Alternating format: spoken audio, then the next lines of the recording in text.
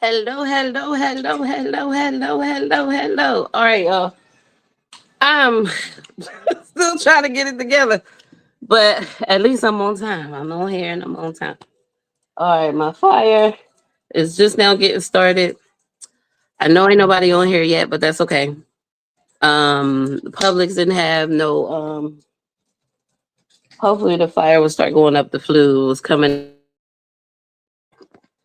Um, what is going on with my phone? But okay, here we go. This is what I need to do. Maximize. Something's happened here. I don't like. Hey, hey, Mika T. Hey, hey, hey. All right. What is goodness? I'm rusty, y'all. What is happening? Okay. I'm not usually used to managing this stuff like from my phone. I don't have my computer doing this thing yet.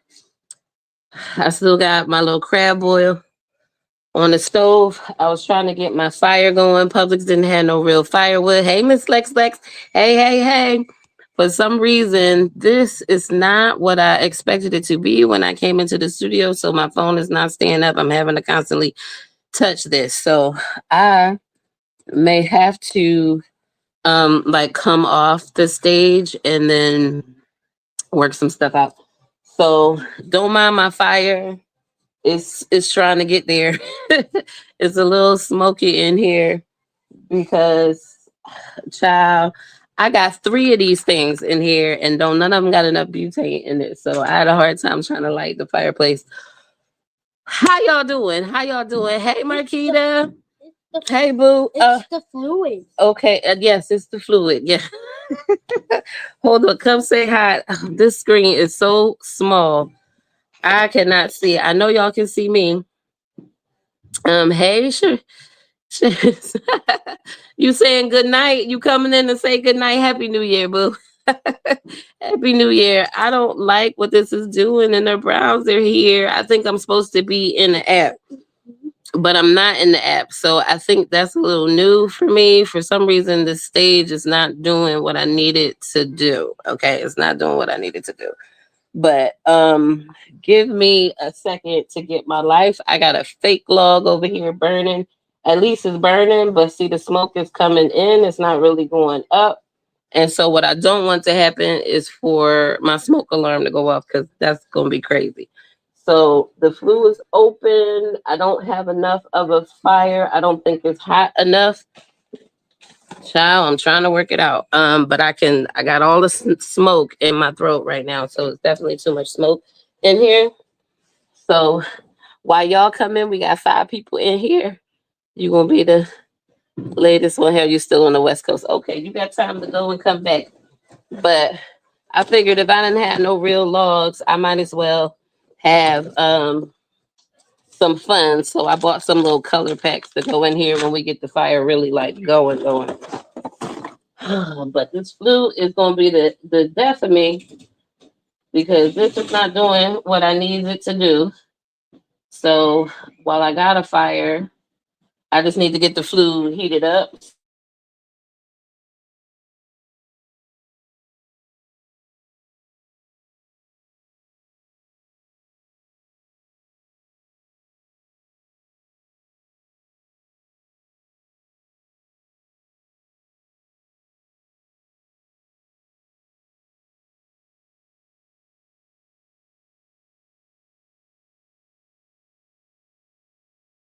My phone is acting up, y'all. Sorry. I told y'all I'm gonna have to go out of this studio and come back. I don't know. This ain't working in my favor here. This is what I'm gonna do. Ugh, I don't want that to jump on me, but I got to keep y'all alive. I got to keep this alive. I don't know what's going on. The fire ain't really doing what it's doing, but the smoke is going up the flue now. So, but I'm not gonna sit here for 3 hours tapping my phone every 3 seconds. So we're gonna have to work that out. All right, give me a minute. Because I can't even see y'all comments good either.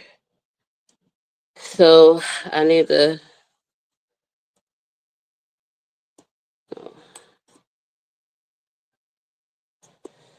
So I need to get this together. I don't like this. I'm gonna have to come out and come back in. But y'all, we done had the flu. We are still recovering from said flu. Y'all gonna hear me cough. That cough is gonna be lingering. So let's just make sure I don't nothing jump out at my back when I'm not watching. um Come on, let's get in here. All right. How are y'all doing? I will catch up in the comments in a minute, but just tell me how y'all doing in the comments. We gonna catch up, catch up. Meanwhile, I'm gonna have to go back to the kitchen and check on my seafood, y'all.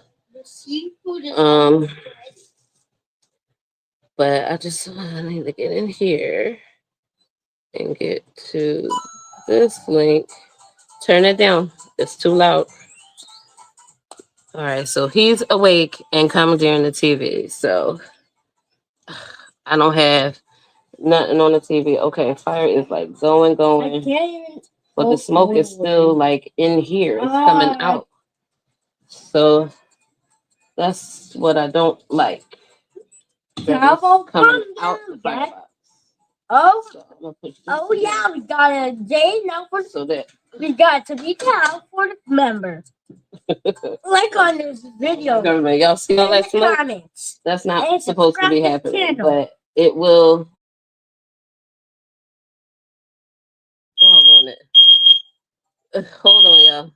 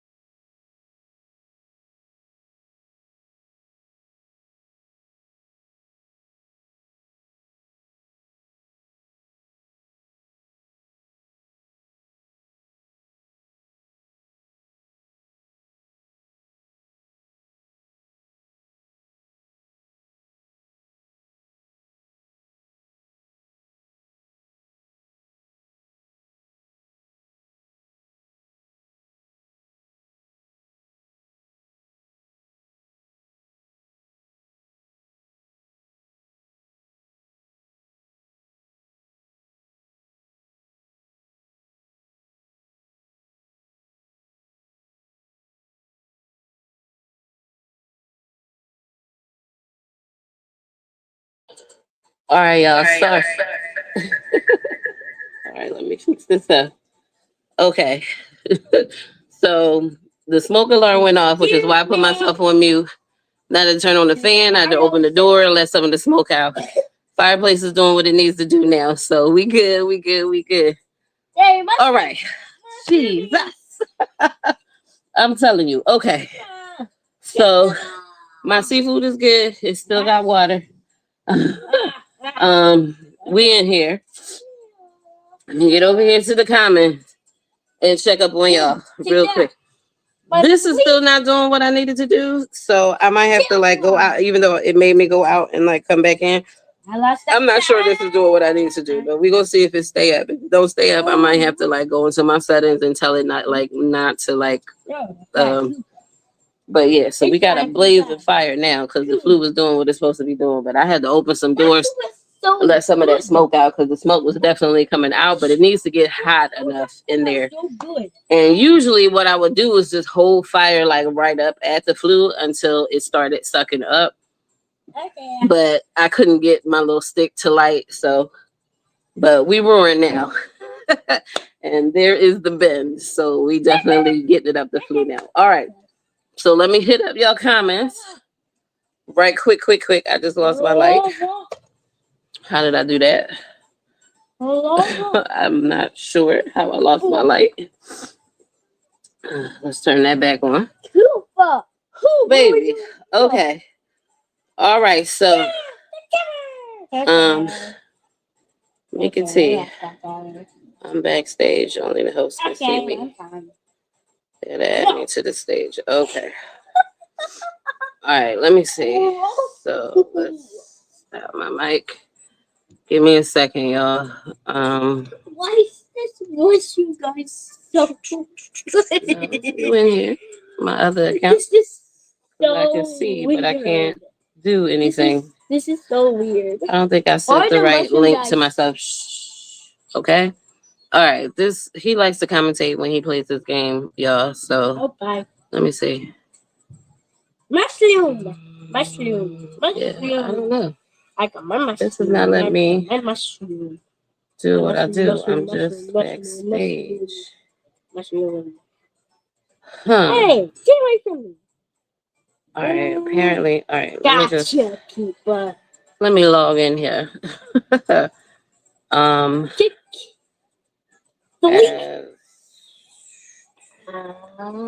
Yo, I'm rusty. But I might have to make it do what it do. I'm glad I got the alarm to go off quickly. You know what I mean? So, goodness. All right. Kindergarten, y'all. It's been a journey. It has so been a journey. Let me get this together and we're gonna talk about kindergarten because school is fine. Like Baby G is excelling academically. His teacher, on the other hand, I may have said that like how he's got like an ADHD diagnosis. We finally have a 504 accommodation, but that took a while, and okay.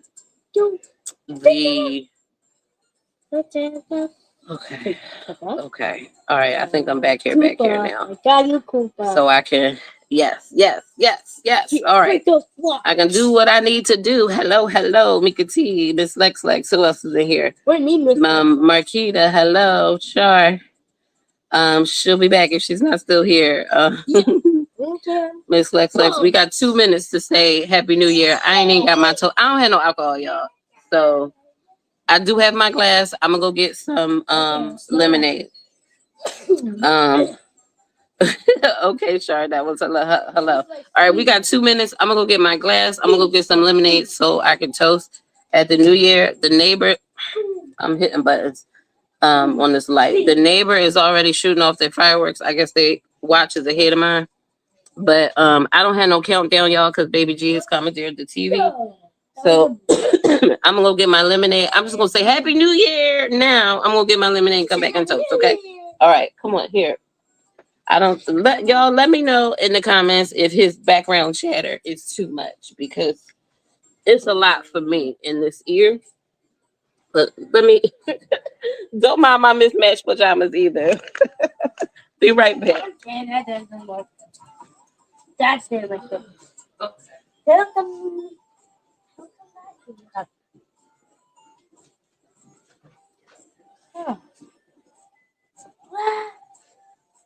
You too clock.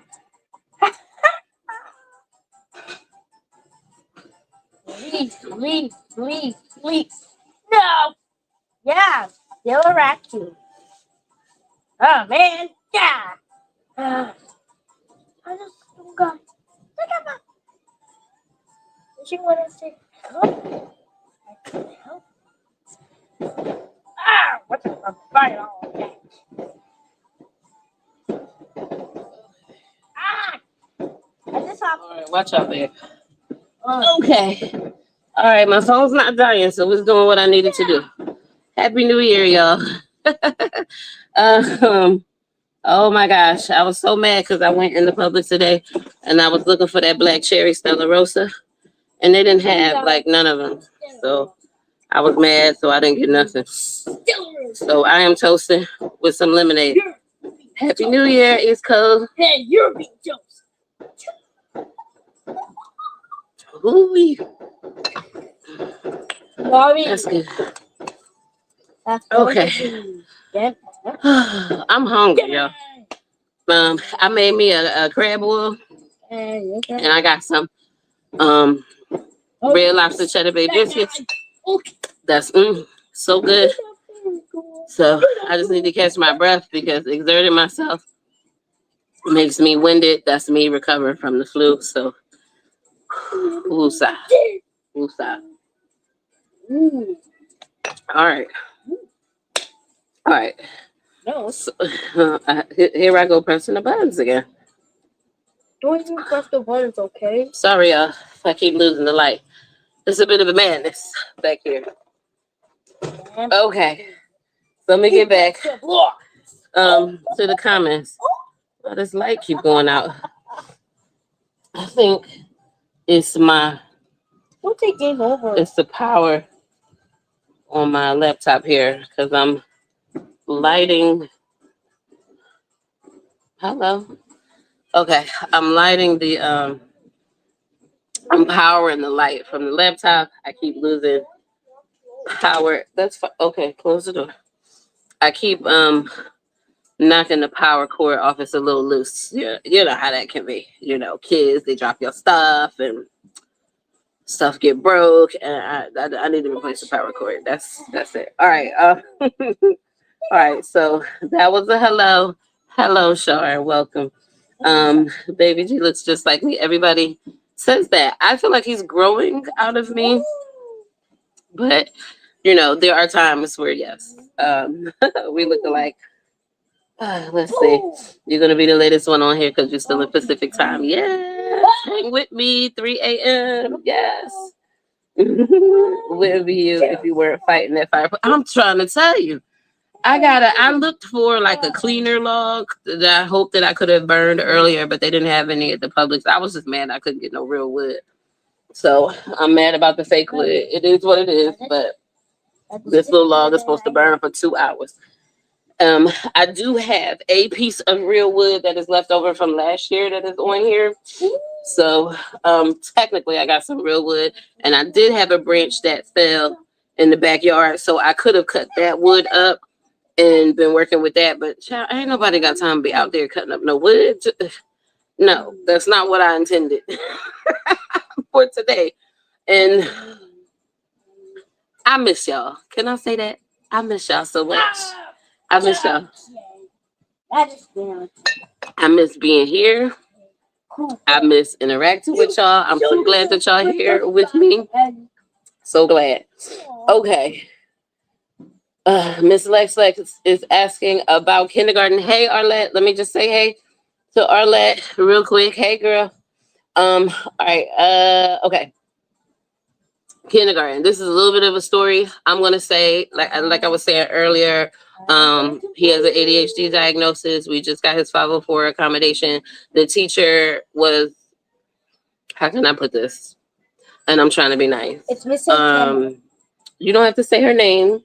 Okay. Okay. See, always in the adult business, stay in the child's place. But you know, we had a good report at the Meet the Teacher. He was having some behavioral problems. The notes was coming home. He was struggling to get his stickers every day. And so 4 weeks in, it just seemed to be getting worse and things were escalating. So I requested a conference. We sat in a conference. I reminded her, as I had reminded her over and over when she would send me the notes through the chat application, that he does have an ADHD diagnosis. He is supposed to be accommodated in a couple of ways. And so her response to that is, I don't have any accommodations for him. And to be quite honest, in my mind, I read that as, I know he has a diagnosis, but he doesn't have an official like 504. So I'm not going to do anything for him until I have a piece of paper that requires me to. And so I didn't like that. So I'm like, okay, so I need to get the move on the 504. Unfortunately, here in Florida, the state has a form, but every county can have their own version of said form. And Orange County, where I live, has their own version. However, there is nowhere for me to get that form online. Going to a number of appointments. The doctor's like, oh yeah, you just fill out the form, the pediatrician fills it out, boom, you got a 504. It was not that easy here. So because of the behavioral problems, the teacher did put in a request which got his 504 thing started. I was trying to speed it up by finding this form, trying to get it to the pediatrician, but in the process of that, all of a sudden he started getting stickers coming home, and a few days later, the letter came home saying that they were scheduling the meeting for to establish the 504. From that point on, he has like almost no problems getting stickers every single day, and I don't think that's a coincidence. I don't feel like his behavior overnight changed. I believe the teacher has changed.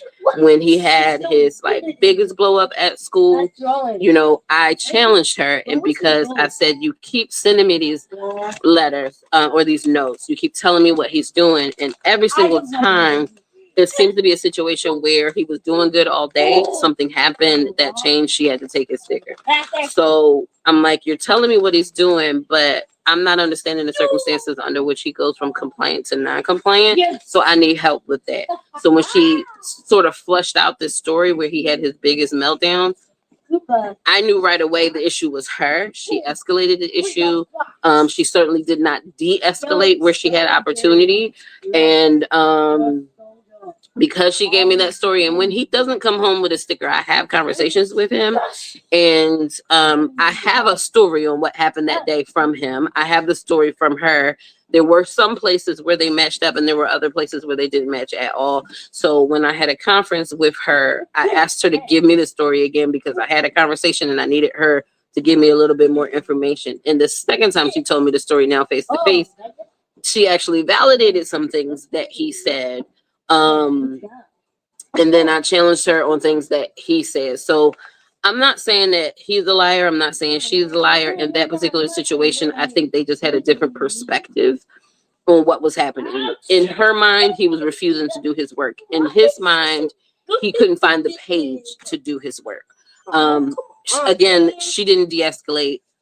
She has proclaimed herself to have 14 years of experience with special needs children. I don't know what her definition of special needs is, but I am not seeing her 14 years experience in the way that she was handling situations prior to the 504.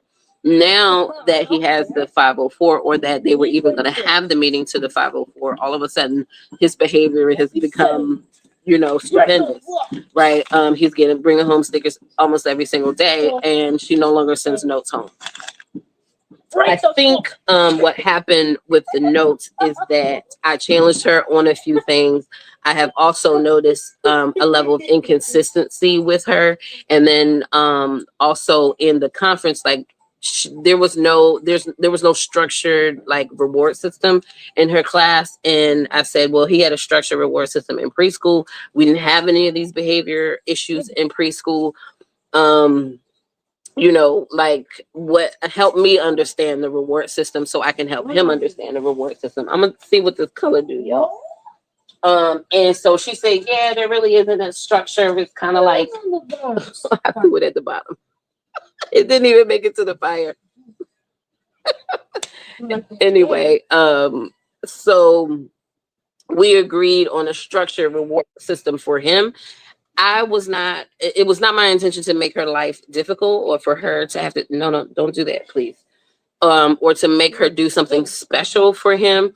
What I have been learning, about his diagnosis is that the changes or the adjustments that the teachers need to make in the classroom benefit all the students, right? So if none of the students have a structured reward system, wouldn't everyone benefit from a structured reward system so they at least know how they can earn a reward? And she just insisted on doing something special for him. Go ahead, girl, make more work for yourself. I'm not here to make your life difficult. I also don't want you to tiptoe around him. I don't know how many other students in her class that may have accommodations or need accommodations or whatever. I honestly think she's overwhelmed in her class. There's somewhere between 18 and 20 students. She doesn't have an assistant. I feel like she's probably overwhelmed, right? These are kindergartners. I think she's used to teaching older children. That's coming across to me.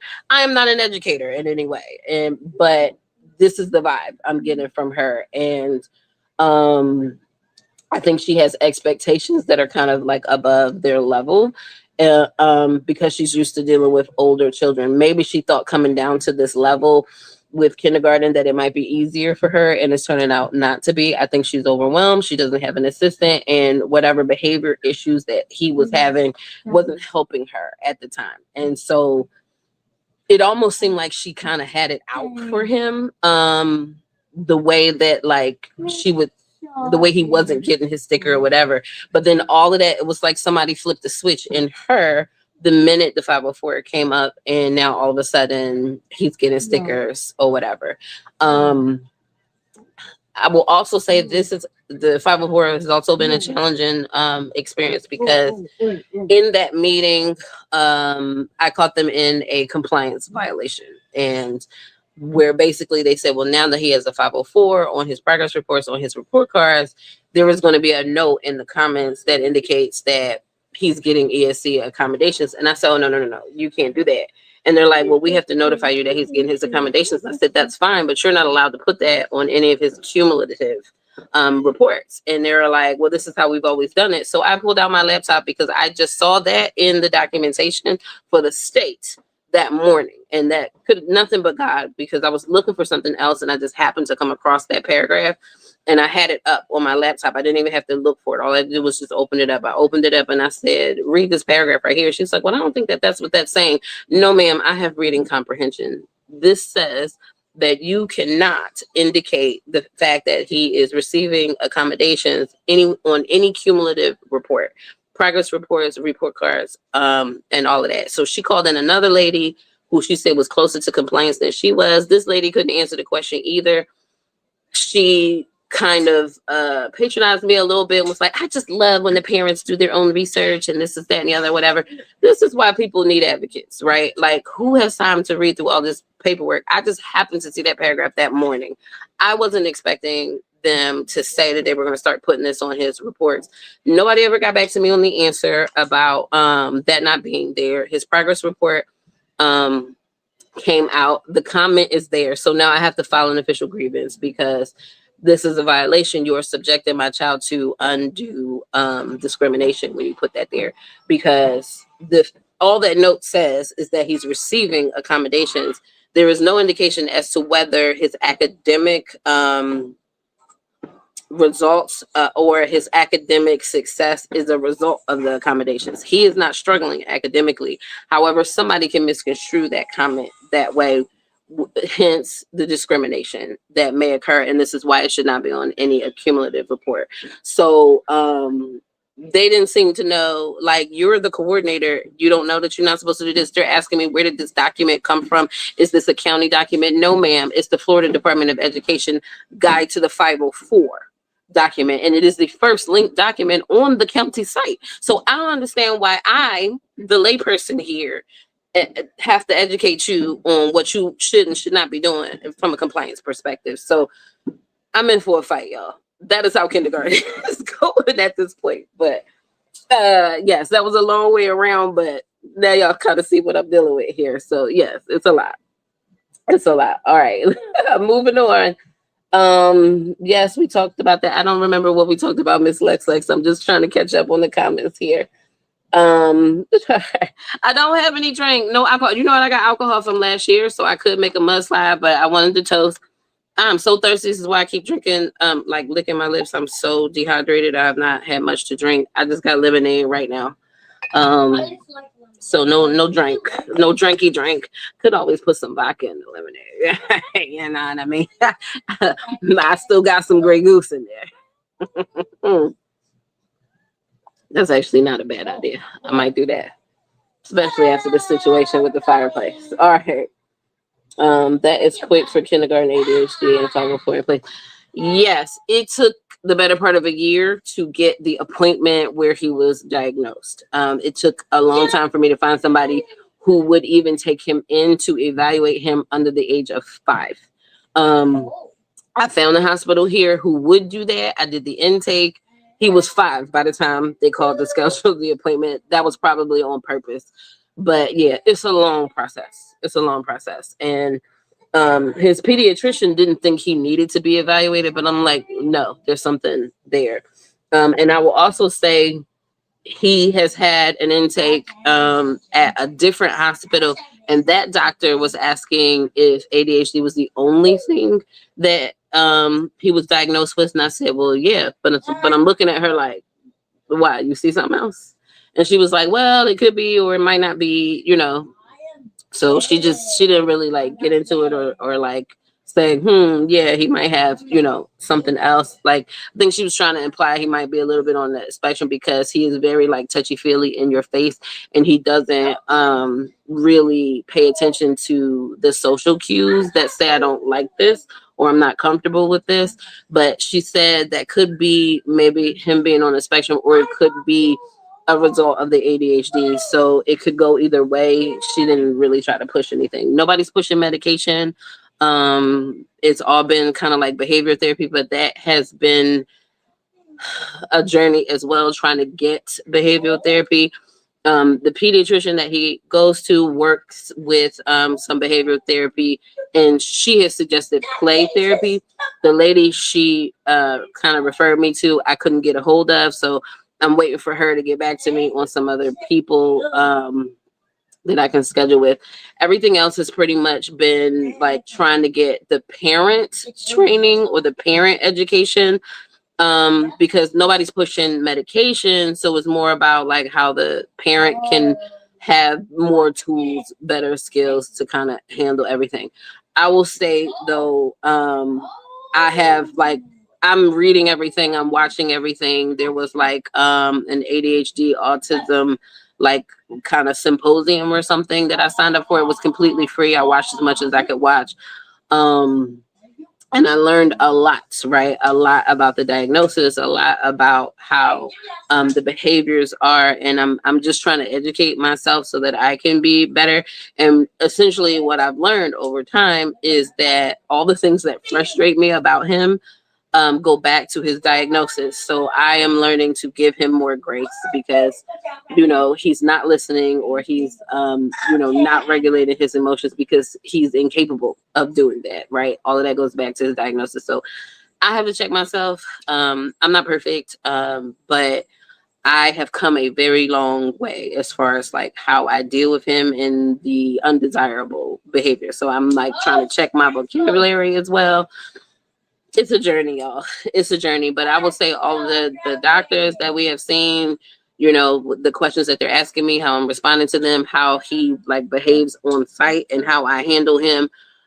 They're like, I don't have any notes for you. You know, you're handling him great. And so, but to be quite honest, we have been around other children who have diagnosis. He is pretty lightweight from the ADHD side of things from what I have experienced with other children.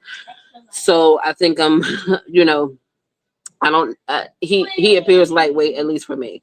Apparently the teacher needed some more skills or something. I don't know. A couple of these doctors have made that statement that the teacher could use some refresher training or something like that. But you know, I think she just wasn't trying, to be honest, because she didn't have to, and now she has to. I've been reading the documentation for the state of Florida, and there are behavior specialists in the school and all of that great stuff, but it is not like, as far as the state of Florida is concerned, it is not like their thing to kind of put him in an isolated classroom or anything like that. It is the teacher's responsibility. It is her job. It is her duty to adjust the way she manages her classroom for him. Yes, you can get a... You're sleepy. You need to go to bed. Go night night. It's late. Okay. You say hi to the people. Hi. Say hi, people. Hi, people. Yeah, so it's been a journey. I can't tell you when the last time I have like threatened to put him in timeout or anything like that. I'm also learning about like how the consequences need to fit like the crime. So the way I discipline him has changed a lot as well. He changed my light. He stepped on it. Um, so I have come a long way. I've learned a lot. I think how I handle him becomes the result of how he calms down, so the tensions don't last an hour anymore. I'm constantly reminding him to take a deep breath, to calm down, and if he's being disrespectful, I have conversations with him, and I will say the teachers, especially in like extended day, like when they have had issues with him, they'll tell me about those issues, and I will have conversation with him, or I'll make like a new principle or something like that, and then it doesn't become an issue anymore. And they have all told me that they can tell that I have conversations with him, which is great. So I will also say the 504 coordinator, when she was walking me out, she kind of made a side comment, and she said, really, like, just trust me, it's going to be better in first grade. And I was just like, but I don't want the kindergarten teacher to kill his joy for learning. You know what I mean? But she made that comment, and I'm just kind of like, well, what are you trying to say? And then she kind of turns her, I'm thinking to myself, what are you saying? So I'm like watching her body language, and she kind of turns to the side and she goes, I love the first grade teachers. And I'm like, I think I'm picking up what you putting down. It's something about them kindergarten teachers that's trouble. And so she's basically like trying to beg me to like girl, just kind of wait this out. If you give us this year, next year is going to be so much better. I don't know, because I'm up here looking at this school that's supposed to be graded A. Like, what's happening here? Like, y'all got compliance issues. The teacher ain't doing what she's supposed to be doing. I got to be all up on her. Like, what's up? So yeah, man. Just gotta advocate every single place. Advocate for yourself, advocate for your children, read the documentation, because these people clearly aren't. And they will have our kids messed up. You hear me? All right. So you got an hour. She writing a list of goals. Okay, Miss Flex. All right, moving on. Trying to get through these comments, y'all, so I can get to my food. Yes, Happy New Year, East Coast. Thanks, Rakita. Everybody's saying Happy New Year. Good riddance 2025. Was it that bad, Shar? I don't know. Let me not judge. This year has been kind of okay for me, but 2024 was real bad, but 2025, it was okay. You got a crab boil. Hey, I gotta get to my okay. The snow crab was on sale, y'all. $12.99 a pound. I got two. I got my shrimp. I got my corn. I got my andouille sausage. All right. Let's see. McFlux in Central. So you're coming up next. Oh, thank you. I miss y'all. Oh, thank you. Okay. All right, Miss Lexus. Do I remember we had this conversation with IG? I know this is coming. Glad you caught it. Yes. Thank you. Yes. Listen. Blame it on my head, not my heart. I don't remember a whole lot of things. I can't keep a lot of things in my brain. Pardon me, work has been crazy, so I've been woosahing a lot. Does he still play soccer? So yes, he will be starting soccer on the 17th. So I got introduced to a program called Healthy Kids Run. It is a national program. I should say I found it, but they just run like 5 races. And so he has been doing that. He did that in the fall. He did that last spring. This summer, I did try him out in basketball. However, there was an issue with the school. I think the school needed to do some repair in the gym, and then told the organization that they couldn't use the gym because the basketball is supposed to be indoors. They do have courts outdoors. They said that we could use. However, I think the parents were like, I don't want my kid playing basketball outside. Now, playing basketball outside is a different experience. One, it's hot. It's Florida. Two, it's not a wood floor. It is like asphalt. So the kids are more prone to injury and all that other kind of stuff. So essentially, after the first week of him playing, the second week we played outside, but his team didn't even have a coach because the coach was a volunteer coach, which meant he had a kid probably on the team, but he probably didn't want to play anymore, pulled this kid out, so he didn't even show up to coach the second week. By the third week, they had canceled the whole season, and it was a whole fuss to get my money back. But I got my money back. And so I was just like, well, forget it. By this time, we were probably like 4 or 5 weeks into the season. So I didn't want to put him in another sport. So I just said, that's fine. We'll just take him out. And then because that was this, actually, we did basketball this fall. Didn't get to do it over the summer, but we tried it this fall. I said I would do basketball in the fall, soccer in the winter, and then I would transition him to a track and field program, which is with another organization in the spring, since he seems to like the running. So basketball didn't work out. We will try basketball again probably over the summer, but even soccer, I don't know. The chapter of this organization that we were with changed management. And it seemed like this management is not dealing with the contracts. I think they were a little salty at the school where he was playing all his sports when all of that went down with the basketball. So they decided not to go back to the school. So soccer was supposed to be at another school further away.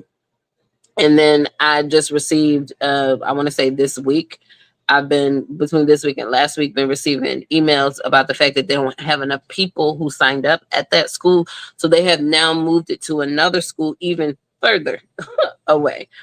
Now I need him to play something. So I'm not trying to take him out, but I don't know if I will continue to do programs at this school this far away because it's going to cost me tolls.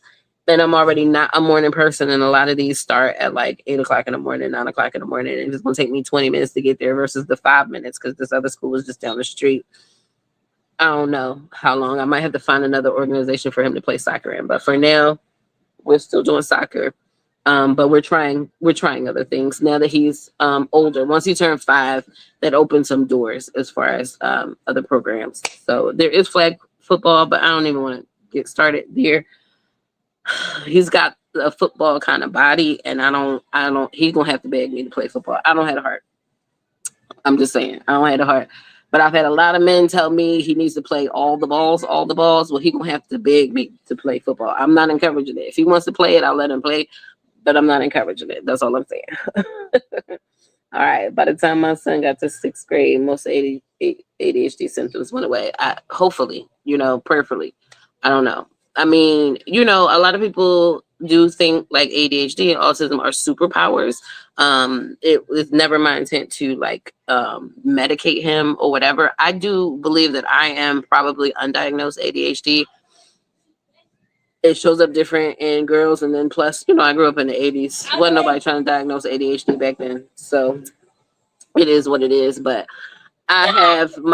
I've had discussions with my primary care physician who told me that she was also ADHD and medicated, and she believed that I probably am, and I could probably get with my therapist and have her evaluate me and probably diagnose me. But I don't know that I need a diagnosis at this point. I'm not going to take any medication, so I don't feel like I'm struggling in a way or whatever.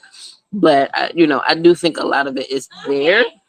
So, I can understand it. But I think if it's there, it's kind of what makes me good at what I do.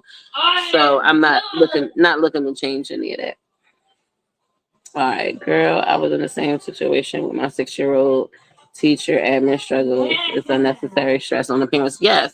And then the parents don't know how the process is supposed to go. So I feel like these administrators, these teachers take advantage of that. And so if we don't have advocates, where are we left? You know what I'm saying? Like, they hide so much stuff. It's just crazy. Miss Lex says you don't think he's on the spectrum. I don't think he's on the spectrum. But you know, you never know. I don't know everything. I'm not a professional. Maybe there could be a little bit of something there. It's a spectrum. It's called a spectrum for a reason, right? So I don't know. Nobody's trying to put autism on him or any form of autism on him. He's very social. So like I don't think there's any Asperger's there or anything like that. But you know, the hyperactivity, like he was diagnosed with ADHD combination. So that's the hyperactivity and the what's the other one? Inattentive. So he's got inattentive and hyperactivity. So he is all over the place, okay? But he's manageable. I feel like he's manageable. And some of this is just age related, I think. But it's just kind of like magnified in a way. So we're dealing. It's fine. Yeah, typically use the IEP 504 should not be listed on anything transcript like violate confidentiality, hence the compliance issue. Later on, parents and students can self-identify. Exactly. ADHD is considered a disability. It is against the law to discriminate against anyone with a disability. And putting a notation like that on any of his records, these people don't know what his accommodations are. You know what I'm saying? So they may make assumptions about how he's doing in school, what he's doing in school, and may make decisions based on that, which is discrimination. It shouldn't be there. And why y'all been doing this for I don't know how many years. Why do I have to be the one to tell you that that's not supposed to be there? And you're just going to do it because that's how you've always done it? That doesn't make it right. If you're doing this and this is a violation, your whole school is subject to lawsuit. So if you think Orange County is cutting budgets now because they down 7,000 students, you wait till these parents find out that every one of these comments is a violation and they come up with their lawyers, you're gonna see how much budget is missing from the county. That I'm just saying. My son did medication and play therapy. Yeah, so we just had trouble getting into play. Like what's been hard is finding the places to get the therapy. That has been a struggle as well. So he has not had any kind of behavioral therapy, has not had any kind of play therapy yet. I think this lady is going to try to work on some things with him, but she doesn't really do play therapy. So she was trying to refer me other places, but it's like it's hard to get services or like this is stuff my insurance will pay for, but I can't find anybody who does it and will take insurance. You got people who are taking cash, but this stuff is expensive. So how am I supposed to be consistent if I'm paying out of pocket for it? It's a lot. It's a lot.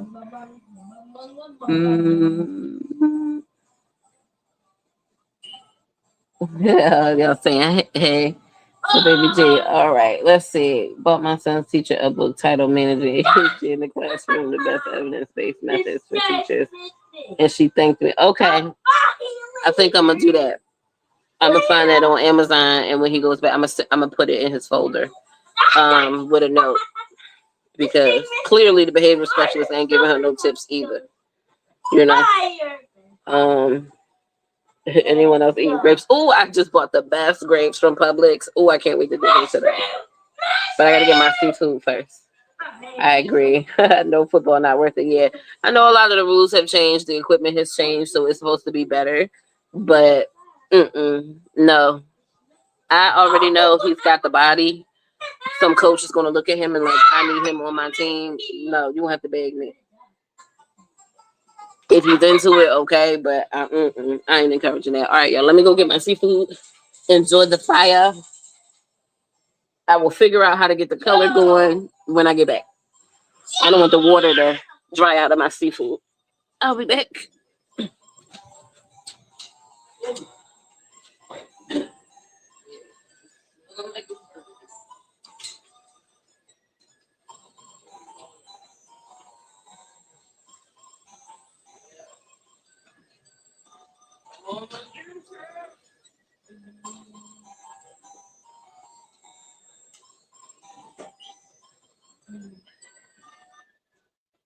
Mario, start! Let's sprint! Oh, no, I'm dead! Oh man. If I have to go. A good place. Okay. There. Koopa here. Oh. Okay, just go whatever. Mushroom! I have this powers. Oh, it's him. I can ride. Right. Yeah, let's go.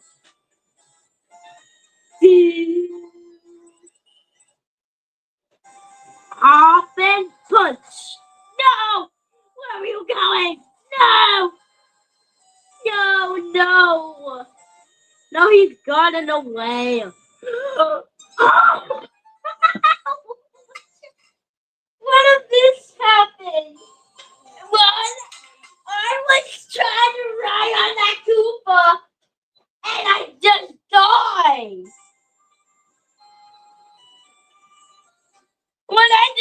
Why would it just die there? Ah, no, that Koopa did that. Let's fix it.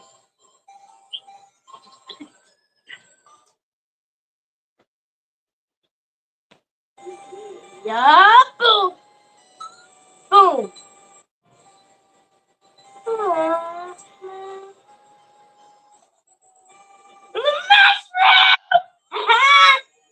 I am just a giant. Oh, snacking. Oh. No. Yeah, let's go.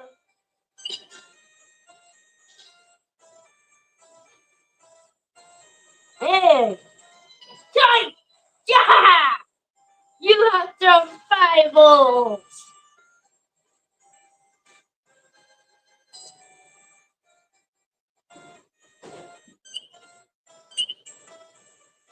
Oh, hey. Boom.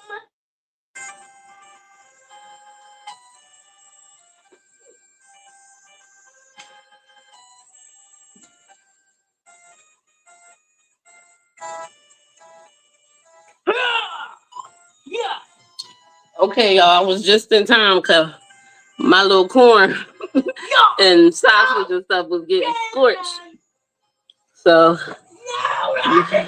we was getting a little scorched in there. But what they say, that ain't burnt, that's Cajun. From my house party. But my crab wasn't getting burnt. That wasn't on the bottom of it. That was sitting on top of the corn. So I was at least smart enough to do that. So let me see if I can get this little color thing on the fire, because that's supposed to go for a whole hour. Let's see what I can make this.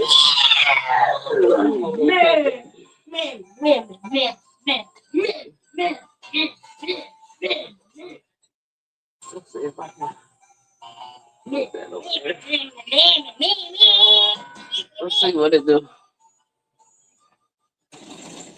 Supposed to give us some colors. Make it fun and festive. Oh, I caught my finger behind there. Oh, look at the color. Y'all see that? I don't know if y'all can see it. I can see a little blue popping up in there. Okay. Oh, goodness me. Yeah, we got a little bit of color going.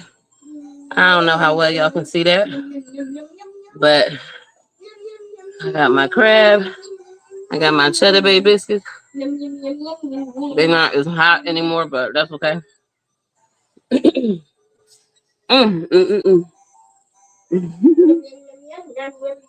Thanks, Miss Lex.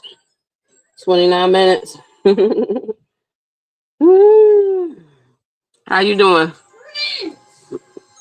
on those goals, Miss Lex? How you doing on them? All right. So yeah, y'all. It's been Whew, this year has been crazy. I may have talked last year about the situation with my job and the little salary issue that was going on. They did it took them 2 months, but they did adjust my salary. I'm officially on the salary band. I don't like where I am on the salary band. That's a whole other story. Oh, you see blue. Yeah, they're like these little packets, I guess. They burn. It's got a powder in it or whatever. I think the powder just burns the little colors or whatever. I think it's mostly for like the outdoor fires where the fire, it's like more fire. I don't know. But yeah. I don't know. I should have brought my vodka back with me. I couldn't carry it all. But yeah, so they adjusted my salary. I'm like as to where I am. The information came to me in a way that I didn't exactly appreciate. But that is what it is.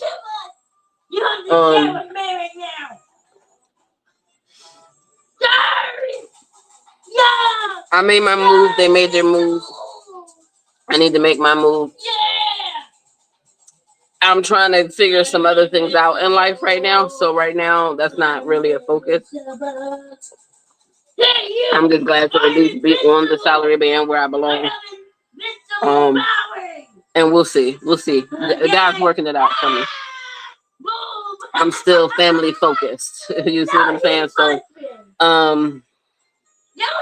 I still got, I'm still looking for baby number 2. So I still have some focus in that area. And I think if I'm being realistic, while I'm TTCing, I'm not really like super career focused. So I'm just kind of, this is paying the bills for now. We'll get back to career when I'm done with family. You know what I mean?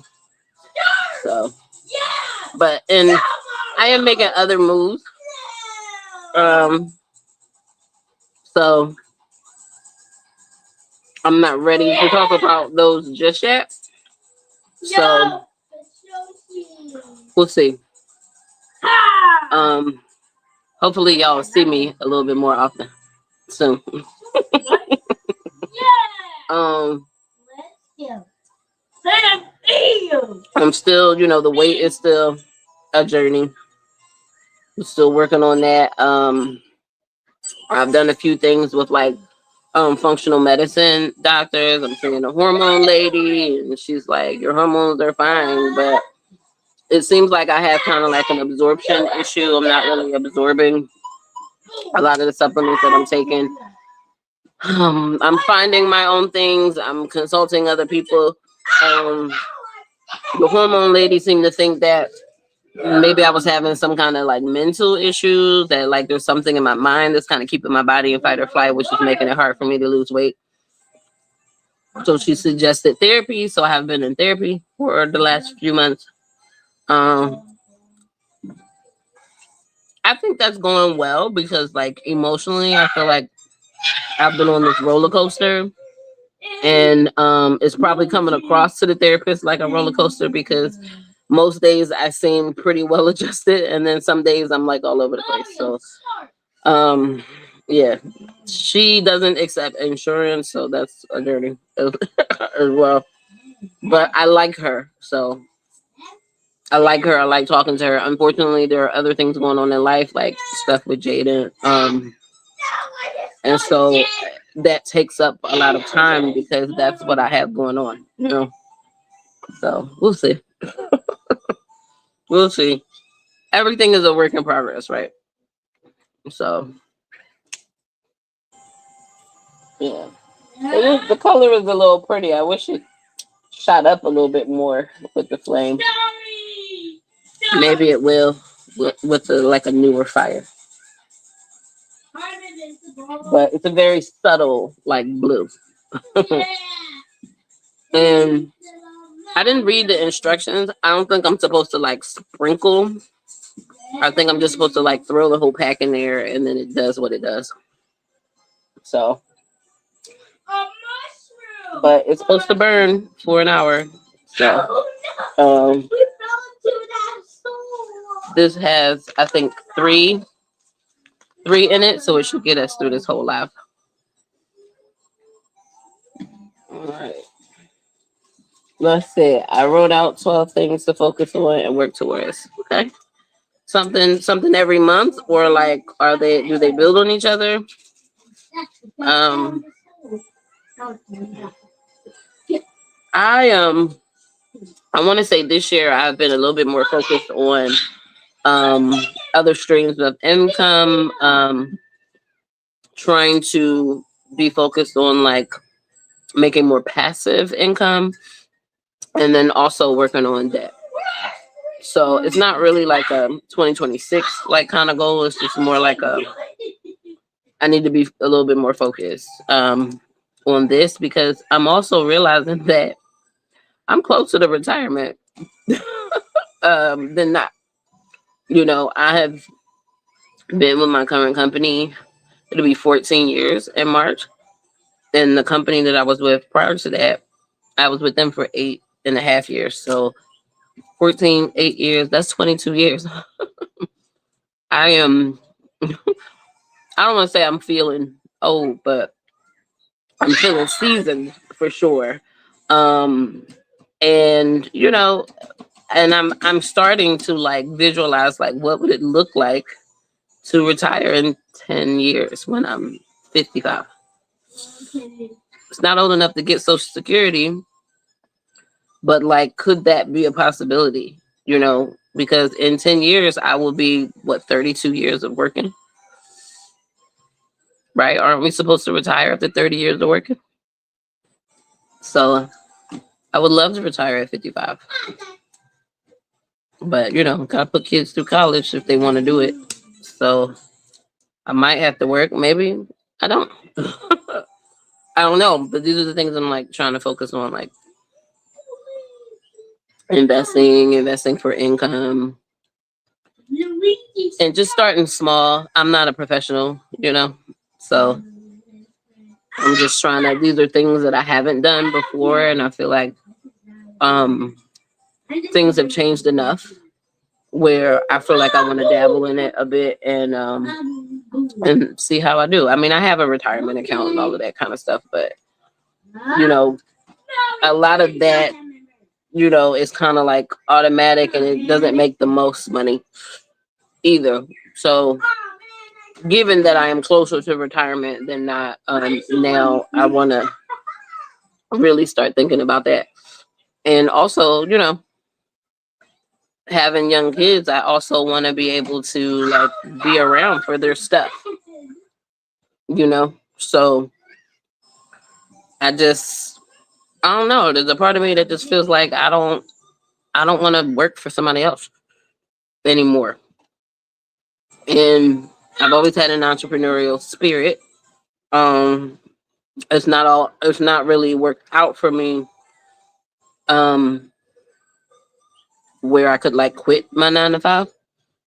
But what if I found something that I could quit my 9 to 5? That would be awesome. Then I could like be around, be here, be more present. And so that's kind of like where my mind has been. Just kind of like from here on out. So if you need some more goals, Miss Lex, maybe some of that will help. Yeah. 42 next year. I want one more. One more, baby. I am 45. I will be 46 in April. I got my 5 in winter camp. So we're going to see. We are going to see. Man, this is good. It's got that cage. It's got a little Cajun smokiness in it, but it's good, y'all. Like, listen, I'm from Philly. We from the Northeast. We clean our crabs down, okay? I went to a crab buffet with my cousins. They left so much meat on those crabs. I'm like, look at all this meat and the knuckle that you left here. Like, who taught y'all how to eat crabs? Yes, we take that little thing, we dig it all out, okay? All out the knuckle. We leave nothing behind, okay? I clean my crab. I don't care what nobody say. We don't leave no meat behind. Yes, we clean all that knuckle out. I was like, you left so much meat in here, and then they weren't cracking it right either. So it's the art to eating seafood, okay? And if y'all notice, I ain't got no tools. This is just me. I'm just cracking. And my tools right here, my teeth. I'll be biting these crabs soon. You're not supposed to use your teeth, but it is what it is. All right. Have you tried extensive diet, exercise, calorie deficit? I have tried it all. I put myself on a liquid diet. I gained weight. Keto, gained weight. Did the year and a half of Ozempic, lost 9 pounds, and then nothing else after that. Did 3 months of Mounjaro, lost 9 pounds, and then nothing. Like it was very clear that diet was not an issue, exercise was not an issue. There was something blocking my body. I even invested in a Lumi. That's a little device to blow air into, and my body could not get into fat burn. I think rest plays a role in that. We are supposed to wake up in fat burn. I was not waking up in fat burn. My insulin resistance was kind of making things difficult with keto because my liver, my glucose would tank in the middle of the night, and my liver would push sugar, which would then take me out of ketosis. The continuous glucose monitor picked all of that up. So it was just a lot going on at once. And then I did have some testing done with a functional medicine doctor, and there are some toxicities in there that I didn't know about that I definitely needed to address. And so I've been addressing some of those. I've also been changing up some of my supplements. I can't say how much is working, but I will say I did find this tea because I do have an iron deficiency. I kind of invested in this tea, this herbal tea, because it's supposed to have like some natural iron. Now some people, it's also supposed to help like detox your kidney, detox your liver. And the brand, because it's the first thing I ever bought off of TikTok. The brand is by, a Black woman, so I was happy to support her. The reviews were really good. Now I can't say having been almost like a month around the tea that I have like the same reviews that are out there, but the one thing I can say is that drinking that tea is the one thing that helped me stay asleep and not wake up a million times in the middle of the night. And when I wake up, I don't wake up because I gotta go to the bathroom. I just wake up because I'm waking up. So when I drink that tea at night, I go to sleep at 11 and I wake up at 6. I don't remember waking up in the middle of the night. I usually wake up like 3 or 4 times. What's wrong, babe? What's wrong? What are you pointing at? Use your words. I just want the crab leg. No. Here's some meat. I don't even know that you want this. Here. You don't even eat seafood like that. You have to use your words, babe. I can't understand that talk. And I have a... You want another biscuit. That's what you really want. Yeah. I'll bit that one. Well, I bit this one too, but here. He really wants the bread. That's what he have to say. So yeah, it's been a lot of like discovery, and it's like my sleep. Like I can fall asleep. I just don't stay asleep much longer. And so Fitbit has, in all my history with Fitbit, I wasn't getting restorative sleep. And so with some of the changes that I was making in my supplements, I was starting to get more restorative sleep, but then it still wasn't long enough. And so I think the tea was helping with the longness, but then also it's helping to detox. But then I also found this other supplement that happens to also be in this tea, and that's burdock root. And that is supposed to be like a cellular cleanser, which I thought I could use.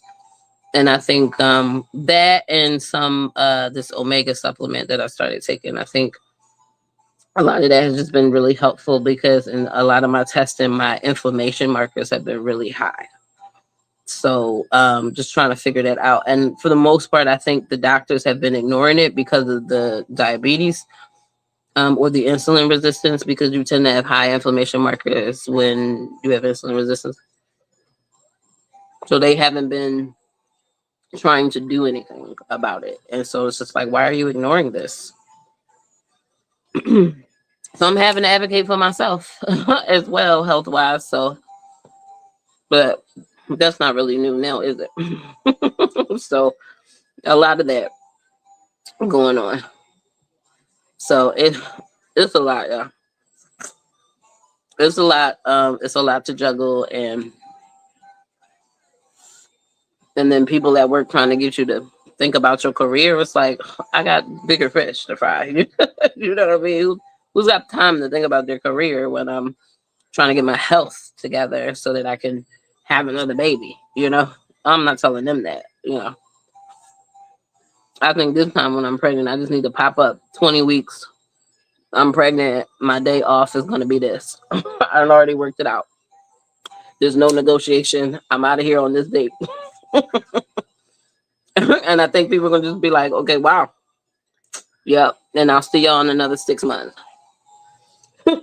But I will say they did up the, I'm making a mess. They did up the maternity leave from 14 weeks to 20. So that's great. Because I wasn't sure that, you know, paying for childcare and all of that, that I would be able to take 6 months with a second child like I did with baby G. But with 20 weeks of maternity leave, I think I think I can swing that. So yeah, another reason why you know I hang around the company. All right, let's see what else we got. Oh, wait, no. Hey, TN girl, I'm only seeing like your tag name. I'm sorry, I cannot think of the whole name. I can only see the tag name. Hey, Happy New Year if you're on the East Coast. We still got 3 minutes for Central. All right, weight loss is a cross from carrying into. Oh, weight loss is a cross I'm carrying in 2026. I'm as big as a duplex, but not thick enough for medical intervention. GLP-1s. So that's been fun. I'm gonna just have to be fat for a bit. Listen, I'm trying to figure this out so I can come back and tell y'all. You know, because these doctors don't really help, and it's like you almost have to go to these functional doctors because they're looking at things the doctors are not looking at. And I would tell my endocrinologist, yeah, I saw this functional doctor. I had this tested, and he just kind of like rolls his eyes. They just want to push medication. They want to push this. They want to push that. But what are you doing, doc? I asked you to run a hormone panel, and you ain't want to do that. I had to go somewhere else to get that done. So you saying don't be bothered with these people, but these people are running the tests that I want to run. You ain't. I'm asking you. I don't even know what your problem is. Just write the order. Let me go get my blood work done. It makes me so mad. Oh, well, I just didn't know that I found out. If I were a single parent with small kids, I would not quit my 9 to 5. The economy is way too sketchy. Yeah. Well, that's why you gotta have money that make money for you. That's what I just wanna. I've been saying that a lot, like the last few months, like because I've been hanging out with a lot more family, like family my age, like my cousins and stuff. And everybody's complaining about money one way or another, or having trouble finding jobs or whatever. And I always find myself in this conversation where I'm like, we have to figure out how to make money in our sleep. We need passive income. And it's out there. I think this younger generation has figured it out. Nothing's 100% bulletproof, right? This is why you have to have multiple streams of income. But, you know, there are some really smart folks out here And, you know, if I knew when I was like, when I was 20, if I knew then what I know now, oh my God, I'd be in such a different place. I would not be working a 9 to 5 right now. I would be in such a different place financially. And so now for me, it's just like, it's like me talking to like my nieces and nephews, talking to my little cousins, like, hear ye. Like, this is what y'all need to be doing, like right now. You don't want to be working for the man for 30 years. You don't have to be working for the man for 30 years. There's so much out here.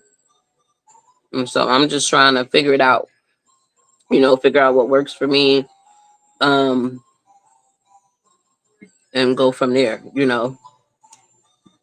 And a lot of it kind of is like passion, you know, whatever. Like, I don't know, you know, a lot of these kids are like, you know, becoming influencers and this is that and the other. But, you know, I think influencer money is just as volatile as like being a rapper or being a ball player. You know, you can get canceled and poof, all of it's gone.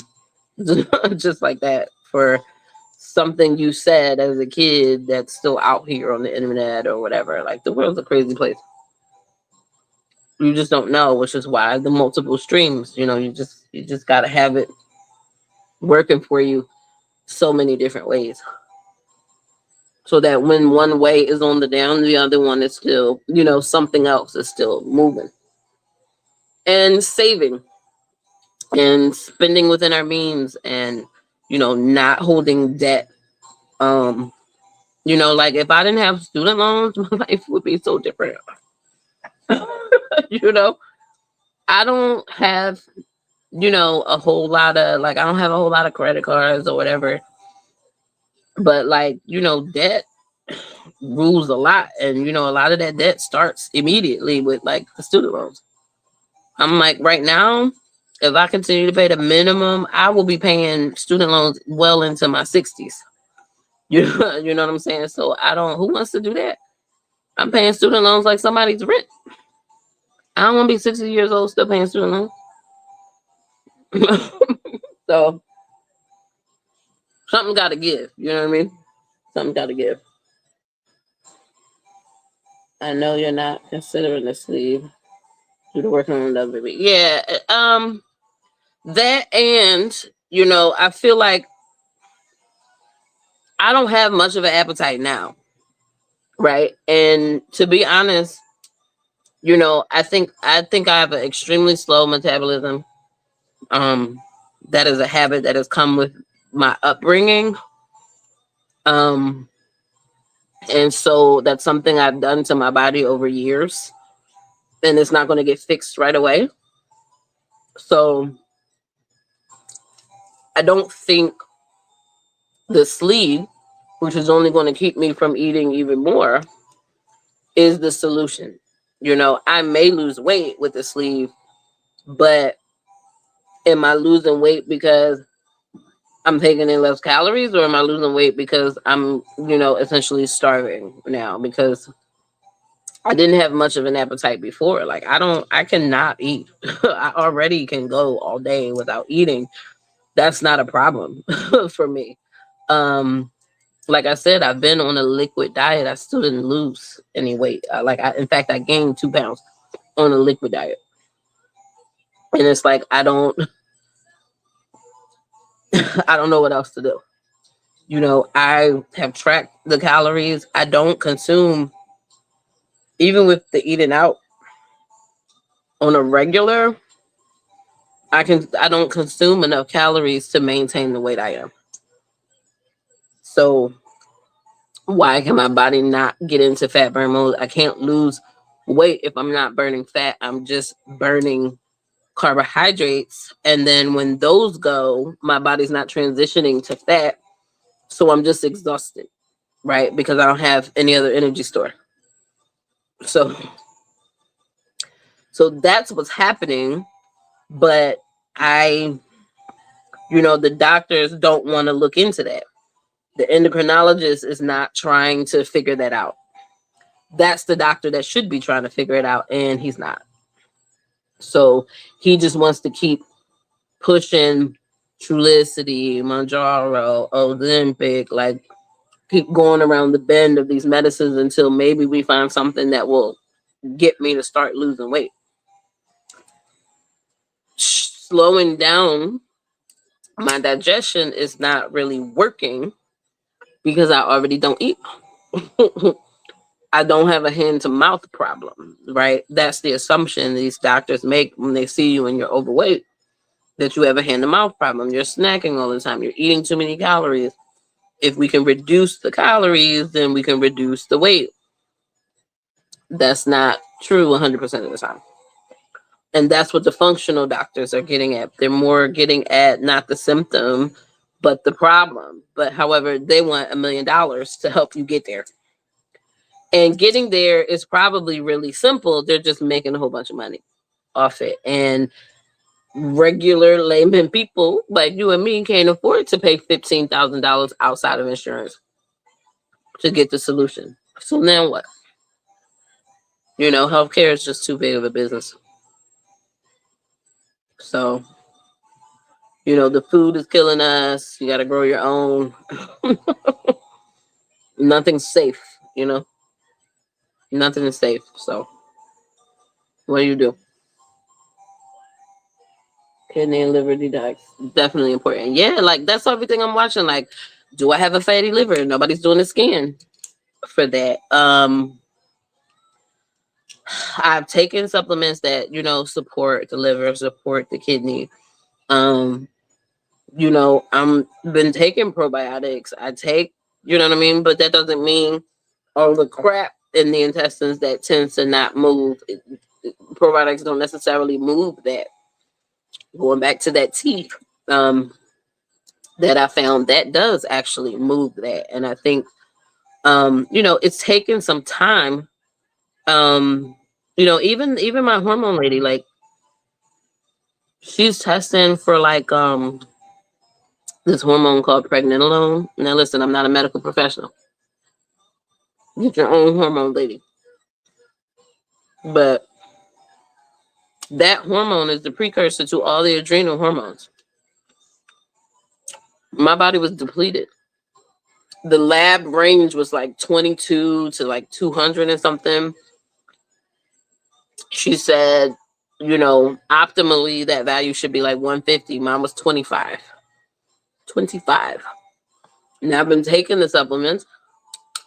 I'm still not at 150, but I think that just goes back to the absorption issue, right? I'm taking 10,000 IUs of vitamin D, and I can't get my vitamin D above 60, right? Your vitamin D is supposed to be somewhere between 70 and 90. 10,000 IUs every day, and I'm just at 59. So it's, you know, there are multiple things going on. The problem is the doctors aren't looking at your whole body, you know what I mean, to fix the issues. And so that's where I'm trying to bridge that gap, you know, between the different people, like the hormone lady, the endocrinologist, the functional doctor, and all the tests, you know, that they're taking. Because like when I first started going to the hormone lady, and my ferritin was like 16, which was like the bottom rung of normal. She's like, girl, you're so anemic. Like you will have to give it a jump from needing like an iron infusion. So, and that's me being supplemented on iron. She suggested that I, you know, kind of double up every other day when the cycle's on, double up every day during the cycle. Ferritin started coming back up. But then I did the blood work with the functional medicine doctor, and he tested like this different number.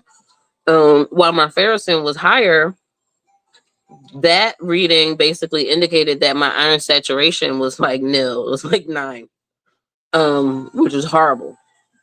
So despite the fact that my ferritin was coming up, my iron saturation was still extremely low, which means I'm just not absorbing iron whatsoever. No! I was about to squash So him.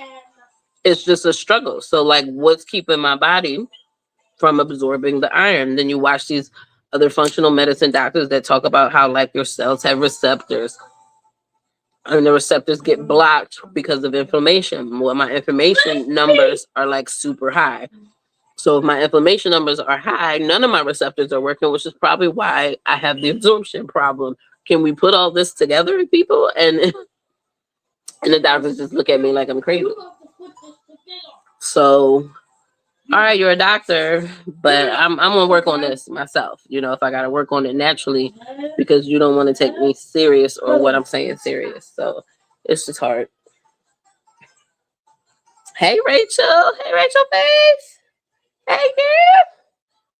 Welcome, welcome. I'm sorry, we're already Happy New Year, Central. Let me take we 10 minutes over. I've been running my mouth and eating my crabs, y'all. Happy New Year, Central. Woo! I'm 10 minutes late, but Happy New Year, people. Yes. Miss Lex, Happy New Year. What? Did I boil the seafood? Yes, and I almost burnt it. It's got some Cajun flavor over here. But it's good. I'm gonna eat it. I paid good money for it, but I'm gonna eat it. It's good. I just wish I didn't boil all the water out, so we're a little bit dry over here, but that's okay. It's very flavorful. Very flavorful. See, my sausage, my andouille sausage, they got a little Cajun at the bottom of the pot. My corn. That's Cajun. That's not burnt. That's Cajun. That's all the seasonings. And I got all my shrimp. I think the guy behind the seafood counter was flirting a little bit. He told me not to get the scallops at $24.99 a pound. Hey, Lady Leo. You know I'm over here running my mouth. Hey there, sis. Make sure you over here for Pacific time. Shar, you got a friend over in Pacific time to bring in the New Year with. Woo, Happy New Year. No. It's the Cajun. Yes. That's not burnt, that's Cajun. I remember that from House Party. Yeah. I've been watching a lot of old movies. Like I was watching Terminator 2 the other night. And it seems like Gremlins is making a comeback. I think there's a lot of like nostalgia. My brother sent me this video where somebody like, I don't know, died their dog. And it was like Gremlins theme. It was really good design, but the man had asked her like how much it would cost. Because the dog was more than just died. It's like they carved like the shapes into the fur, like, you know, and how they groomed the dog and stuff. She said it would be like at least a couple $1,000. The dye alone would be $500. But props to the artiste because it looked really good. I wouldn't put my dog through that. But to each their own. It's definitely like a showpiece. If you got a dog patient enough to sit through all of that. Luigi, stop. But yeah, man. 2025 has been a year. Lots of stuff, man. We went from preschool to kindergarten. And fighting a good fight. You know, advocating for the kids. Trying to fight the good fight. Advocating for myself. Health-wise. And, you know, it's tough. Like, when you try so many things and they just don't work. Like, I was literally, like, in tears in my endocrinologist's office.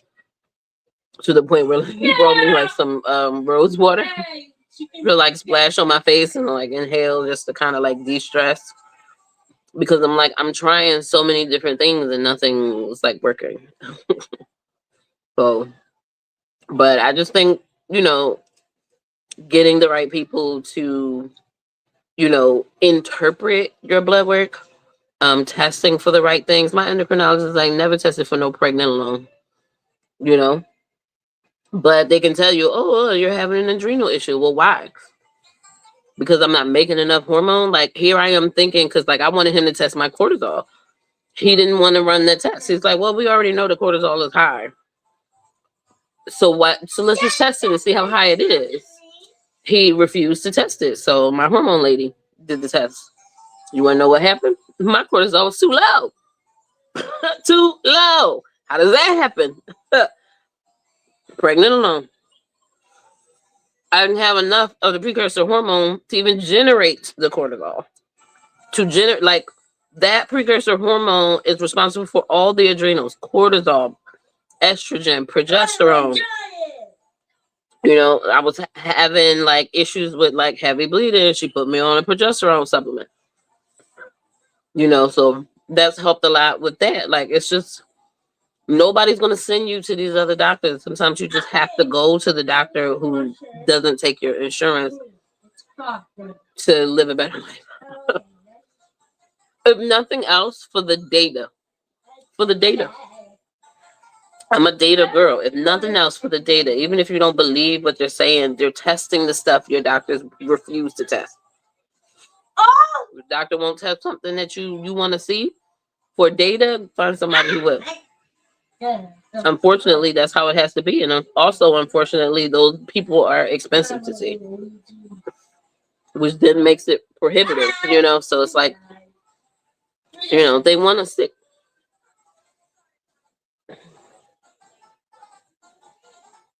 Yeah, it's done. Oh, your goals. You're done with your goals. That's me using my teeth, y'all. I'm not supposed to. I have one of those little cracky things. Don't ask me where it is. I have no idea where it is.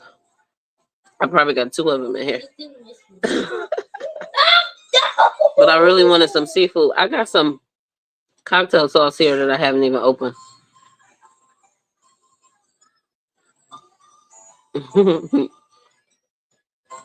But yeah, man, it's been a lot. I have been on like a health discovery journey this year. You know, I'm finding out a lot of things about me. And, you know, and it's like one little clue here, one little clue there. Fix this one little thing, you know, you see a little bit of an improvement, but, you know, it's like I've made so many changes. I've done so many things. I don't know, you know, when I see improvement, I don't know what's actually causing the improvement, because sometimes things take time. You know, you find out something, it's like you got to be on it for like a month or 2 months or 3 months for it to really start working. You just don't know. You just got to see how you feel. It's hard, you know. Just a little extra flavor. Yes. Yeah. Oh, yeah. Keeping an eye here on this line. It's burning still. But yeah, that's all I can say is like, you know, find you like a good, like trustworthy functional health doctor who's going to run the gambit of blood work. You might have to pay some money to get that blood work done. But the data is so important. And sometimes it's like, you might have something that's like blocking you. That might be like a toxicity. Maybe you're getting it from food. Maybe it's environmental. But the solution for it might be something as simple as like taking a probiotic. You know? Do I still have a cat? We have been petless for 2 years. They've all passed away. And I was a little bit in shambles. Plus, I was working on baby number 2. I just wasn't in a place to introduce new animals to the house. Lo and behold, it's 2 years later. It'll be 3 years in May. I still don't have it together. But I missed having a pet. Alright, yeah, she's got a kitten that got sick. Yeah. And we got a new one. Yay! New fur babies. R.I.P. to your baby kitty, Arlette.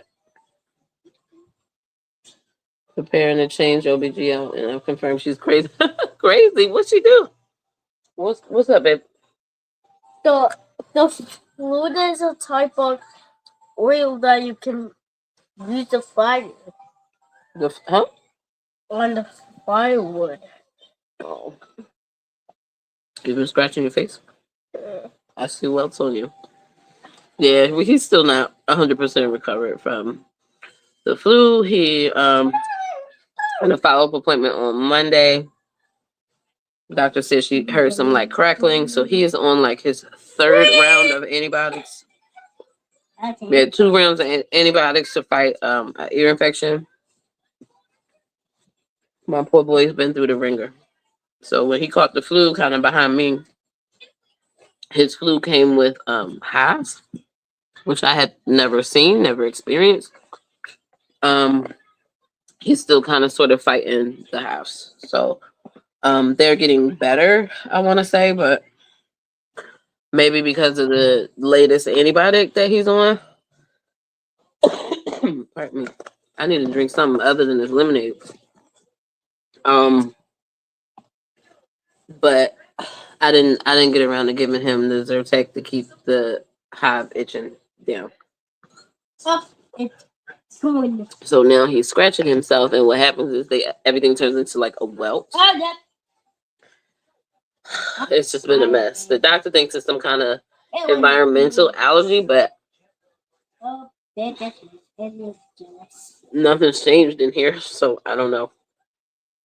It's just a mystery, and it like mysteriously popped up. But I was talking to a friend of mine. We were just thinking like, well, he had the flu. His immune system is a little compromised, and so maybe it is something that's in here, but he's just more susceptible to it because he's fighting the flu. You know what I'm saying?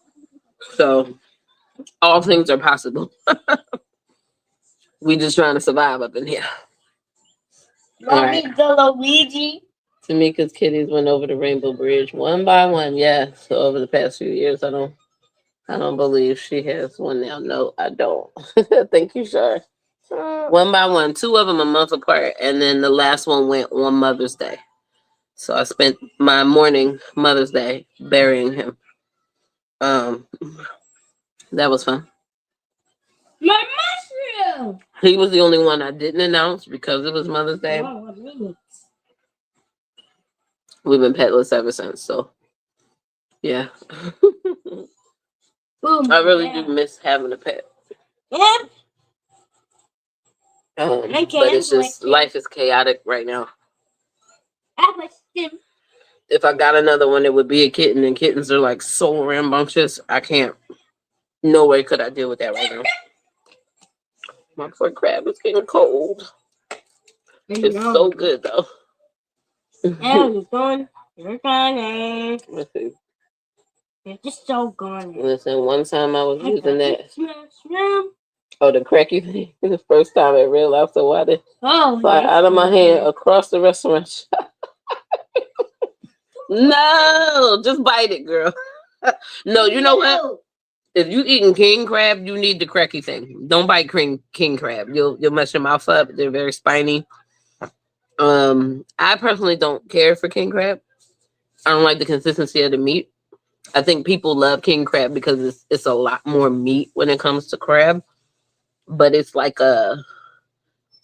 it's a thicker meat that I'm just not particularly fond of. So I don't really care for king crab. My favorite crab is Dungeness. They didn't have any at Publix, so I settled for the snow crab. But I do like snow crab. And I think I like king crab, that's the meat. But I grew up in Philly. We ate a lot of blue crab. Then my sister, who was a little bougie, introduced me to Dungeness, and I've just been in love with Dungeness ever since. Wow.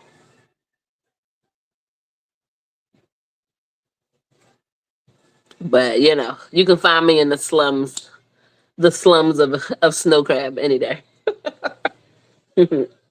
Thought about rental properties for passive income. So there was a time in my life where my ex and I were trying to be in the real estate business. It's hard being a landlord.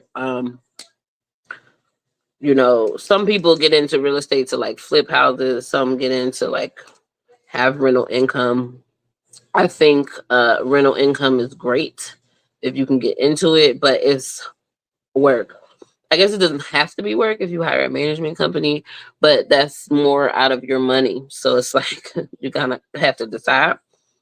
Now, I have been thinking about it a lot in regards to my current house because I've said, you know, if I have another baby, when I have another baby, um, that I would have outgrown this house um, officially.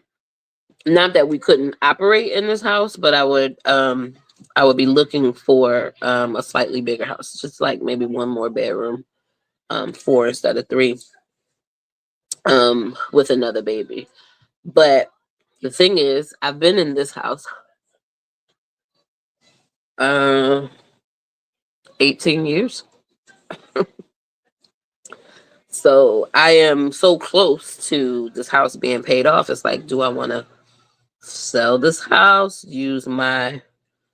um use the money from this house to pay down the next house to have like a lower mortgage, or do I keep this house on as a rental property? So to be honest, you know, the thing about having rental properties is rental properties don't necessarily always have a renter. So you kind of have to be in the financial position to pay whatever mortgage is on that place when nobody's in it. So I kind of feel like I would love to keep this house because I'm so close to paying this house off as a rental property, but it will definitely depend on where I am financially when I decide to go for the other house. Also, I've been in this house for so long, put a lot of blood, sweat, and tears into the house, into the yard, into the property in general. Would I be okay with somebody else living in my house that I'm actively like still owning? Like, am I gonna feel a way about somebody being in here or maybe painting the walls a different color or whatever? I don't know how I'm gonna feel about that. Maybe if I love my next house enough, I won't care. But you know, those kind of things kind of like pass through my mind. I am not opposed to like rental properties. I think somebody in my subdivision is like Airbnb in their house, which, you know, the board, I am still vice president of my board. The board seems to have an issue with because it's a lot of kind of like riffraff, not riffraff, but you know, it's a lot of like people you don't know kind of coming in and out of the neighborhood, which can be a little unnerving, you know. We haven't had any problems with that particular property, but apparently that's what that person does. And I'm in a great place to Airbnb this house. So as long as I pick the right people, that probably would be a very lucrative business to Airbnb. I am close to a highway. I am, 20-30 minutes from SeaWorld, from Universal, 40 to 50 minutes from the Disney parks. Gotta pay tolls, but you know, close. But I'm also like away from the riffraff of the tourists, you know, so it's like a very quiet area. So, and I'm near like a college, so, or a couple of colleges, so like Valencia College. I'm not that far from UCF. I'm close to the airport, so, or I'm also close to like, you know, some of the bigger businesses and stuff like that. So this would be a great house to Airbnb, as long as they don't change the CCNRs. They'll say I can't. So yeah, everything's an option. Everything. That's why they call it multiple streams of income, right? Everything. So you get the nice situation figured out. Yes. I started inviting the neighborhood cats in. They started napping in my garage. Um, one of the cats next door caught one of the babies, and well, a few things. I got rid of the food source. Um, I started bleaching the water source, and then the cats were hanging out a lot. Eventually, they moved on. One of the cats next door caught one of the babies. I think that was enough to get them to move out, so they're gone. Thank the Lord, they are gone. I paid off assets. Yeah, it's. I think I would have a hard time selling it just to put it into the next house. However, you know, I just don't know how it would feel as a landlord if I want to be bothered with that. At the time, again, it's gonna just really come down to where I am financially. That's probably gonna be the main decision maker. But I don't know. I don't know. I would make a killing Airbnb in this house. The way my private entry is, the backyard. Oh, I would make a killing. All right, almost, almost that time. What time? What time? What time, Miss Lex Lex? We about halfway through. Let's not forget the shiesty contractor who was renting. Oh, he was renting. So the guy that owns the house next door owns the house down the street. They got evicted. I think I did post about that, Char. There's a whole video. They got evicted out their house. Sad. There are a lot of people living in there too. But I don't know. Folks were saying the wife was a little strung out. I don't know. Funny thing is, Facebook keeps showing me them as people I may know. Like I want to friend them or something. I don't know. I still never got my judgment. I mean, I got my default judgment. I still never got paid from it. So we'll see. But you know, the guy that owns that house, he's so busy looking for like a deal. He don't really check out his people because the people he moved into that house after the shady handyman ended up having like they had like a federal case for like drug smuggling or something up in New York. They I think him, the wife, the brother did like 10 years or something like that. It was an old case. Let me tell you the lady who's now the president, yeah, she did that research and found them. But I'm just like, the people did their time. They don't appear to be drug dealing now. You know, maybe they've changed their life and they had a cute little kid that Baby G was fond of. But the husband was touting himself to be a handyman. You know, I learned that lesson, so he ain't even think about coming over here. But apparently he had like swindled like $3,800 in the cul-de-sac. He did a little bit of work for one person and then got a whole bunch of people to kind of hire him.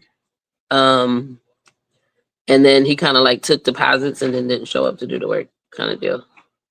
So eventually, I don't know if he and her were having problems, but I think they vacated the property. They didn't get evicted, but they vacated the property before they got evicted. So I don't know. That was really sad for Baby G because he was really, really friendly with their son. But now there's a new family in the house. They have 2 young boys, but they're not outside a lot. And then Baby G is into his video games, Minecraft and all that stuff now. So he don't even want to play outside half the time. So, but I was outside doing yard work and he finally, and the little boys were outside playing. So he did finally get introduced to them. And so he found him some friends, but it's like he's not interested in being outside if there aren't friends out there for him to play with. So that's probably like the hardest thing about living here is not having a lot of kids his age to play with or that come outside. Like kids don't come outside anymore. There's a ton of kids in the subdivision, but they don't come outside. So yeah, it's a lot going on, yeah. Your girl's been busy. You know, just trying to work on the see, look at that. See, we cleaned the crab out. And that's cold too. So good. But hmm just a lot going on, man. Just gotta be out here, smart with your money, and all of that. Universal has a new park, called Epic.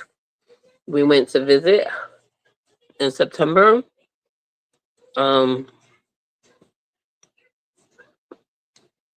it's huge and very expensive. So, it's got 5 portals. I can never remember all 5. We only got to visit 3 of them. So it's Nintendo World, um, How to Train Your Dragon, and the Harry Potter area. There's something called like what I think like Into the Darkness, and some other word that I always forget. So that's cool. It just opened in March of this year. So um they've got a very interesting carousel in the park. It's like different from like carousels that we typically know. So I always suggest people to try to like ride it if you can. It's really beautiful. They've done a nice job with the park. Um, it's had its incidents if you follow the news on the park, but every park's got something, right? So, but we enjoyed ourselves, especially in the Nintendo area, which is kind of where we spent most of the day. They're not offering any like passes on it just yet. They're kind of giving pass holders like kind of a discount.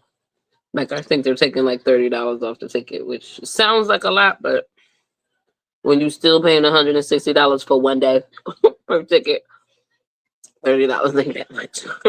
Not that much at all. So very expensive park to be in. That's on top of the passes that I have. Mm.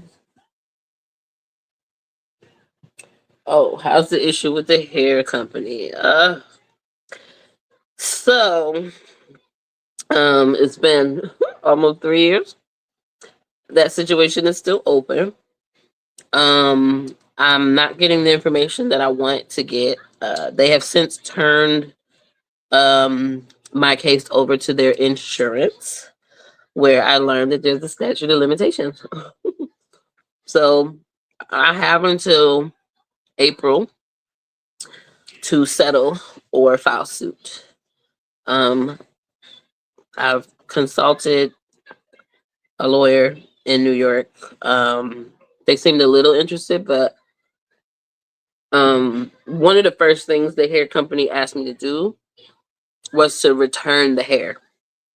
That's mistake number 1. Never return all the hair if you end up in a situation like that. Gave them the used hair, I gave them the unused hair, and so that particular law firm wasn't interested because they didn't have the hair to be able to test themselves to say what kind of issue. Now, what I am going to say, which tells me that even on my own, I'm kind of on a right track, is that the company was trying to get me to settle for a certain amount. The insurance company has offered me a number that is 5 times that amount. I've done some AI research on what would be feasible given like what my damages were. And what they're offering me is reasonable given I don't have a lot of like medical proof, but I do have some scalp issues that have persisted.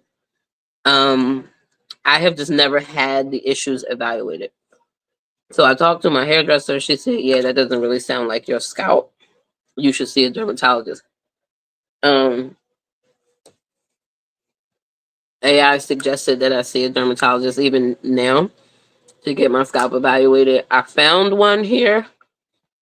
I was when I was looking, I was very adamant in finding one that specialized in black hair because I think that's an important factor.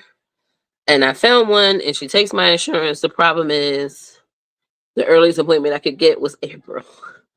Now I filled out the paperwork. They said, I would go on the list if something opened up, I could go in, but there's no guarantee that that's going to open up. And April is too late to get that evaluation done because AI basically is saying if I can get, pardon me, an evaluation of my scalp and they're willing to write a report to say that the toxic exposure could have potentially led to that,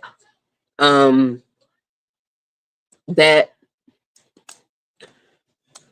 can adjust the statute of limitations date because now it's a new diagnosis and so the clock kind of starts over. I don't know all the legal, but that's kind of how I understand it. So if I can get that diagnosis now, that would extend my time another 3 years. But also if I have something there because it's a lingering issue, it means that I could get maybe 2.5 times more money than the insurance is currently offering me. If I do have something there.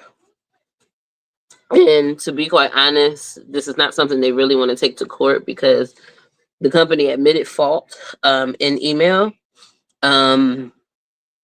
They did not do a recall, and a judge could make an example out of them because they knew there was an issue with their product. They did not warn the public, and I could get like a high amount of like punitive damages just to penalize the company for not doing a recall. So I don't really want to go to court about this, but my concern is that I could have been exposed to something that might, lead to the big C. And I have a young child right now. I'm working on another, I'm looking for protection, right? I'm not really looking to get rich off the situation. I mean, it was a $10 pack of hair. But I do have like property damage. I should be compensated for that. And then, my scalp has had some issues since then.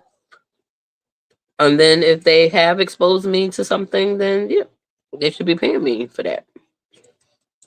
So, but I do also plan to make like a review or something. And I don't know, hopefully it'll go viral or something and people will stop buying this company's hair because it's kind of ridiculous. But yeah, that's what's going on. It's still ongoing. What do you know? I don't know. It's weird when like, you kind of want to consult a lawyer. I would say though that ChatGPT has been very good at advising like how I should respond to the insurance company because the insurance company kind of had like a maybe on that number, and ChatGPT has suggested that they had said like a maybe on that number, but it was like over the phone. So the suggestion was that I get that number in email and get them to confirm that so that they don't casually forget that they offered me that money. So that's what I did, and he confirmed the amount, which was like, go ahead, ChatGPT. So at least I have a firm, okay, this is what you offered me. So I at least have that to work with. So, but April will come. I think in order to get evaluated sooner than April, I am probably going to have to deal with a dermatologist that does not specialize in black hair. In this particular case, it may not be necessary as long as they're doing the right evaluations on my scalp. The evaluation in general is for like a toxicity. I don't know. I can't think of the term right now. So As long as they do the right tests, it'll probably be all right. I don't think my kids even have an understanding of the concept of going outside to play. I know it's like kids just don't go outside anymore. They go to places, they don't go outside. You know, like how do the kids make friends in the neighborhood anymore? At school, where they're not allowed to touch each other. That's the other thing that Baby G is struggling with. Like he keeps getting in trouble for not keeping his hands to himself. That's how they phrase it. And I'm like, what does that mean? Is he punching people? Is he hitting people? They're like, oh no, no, no. If it were that, we would say that. We just don't let the kids touch each other. They can't hang on each other and like hug on each other and stuff. And I'm like, huh? You're supposed to come to school and walk around like a statue all day? How do they learn how to interact socially if they can't touch each other? That's weird to me. Doctors think that's weird. I don't know. It's like, I don't know, some policy in the school is so weird.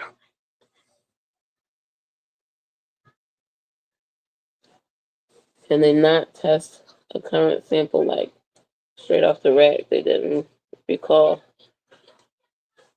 I think that's hard because it's like it's not the same lot. You know what I mean? It was 2 years ago. It's likely not the same batch. And so one of the things that came out, there was a consumer report that had come out about using braiding hair, particularly Kanika line hair. And this company's brand was one of the hair, the free trust that they tested. And essentially, this was the same thing that I bought. It was just a different color in the test. And they found all kinds of stuff in it. The company didn't even appear to know about the Consumer Report article. And by the time it got to the insurance, the insurance was interested in the Consumer Report article. I told the insurance that they sent me a note from Quality Assurance that admitted that the dye that was in that hair was not hair dye. So, and they were like, oh, really? Mm-hmm. Like, that lady that I was talking to, they exposed a whole lot of stuff, like to me via email. So, they probably shouldn't have, but they did. And I think they did because they thought I was going to sign some NDA or whatever. Like, yeah, we'll get this girl a quick little $1,000 check. She'll take it, this little ghetto black girl buying our $10 hair. She'll take this little $1,000 check. She'll sign right away. Jokes on you. I didn't. Not going to throw away my health for $1,000, So I'm not that hard up for it. But Baby G can't hang. He's asleep. He's over there on the couch. But yeah, man. And that's probably what they were doing to the other women complaining about the hair. Tossing them a check real quick, getting them to sign that little NDA. Poof, boom, gone. Nobody has to know. Nobody has to say anything. But no, I'm not. This one here didn't sign it. Nope. Nope. Then I started asking all the right questions and they started getting nervous. So when I handed them that Consumer Report article and I started talking about the Big C, that's when they handed me over to insurance. It took them 2 years to do that. There's been some delays. I think the original lady that was working on the case left the insurance company. So there was like a big gap in time where nothing was happening with it. So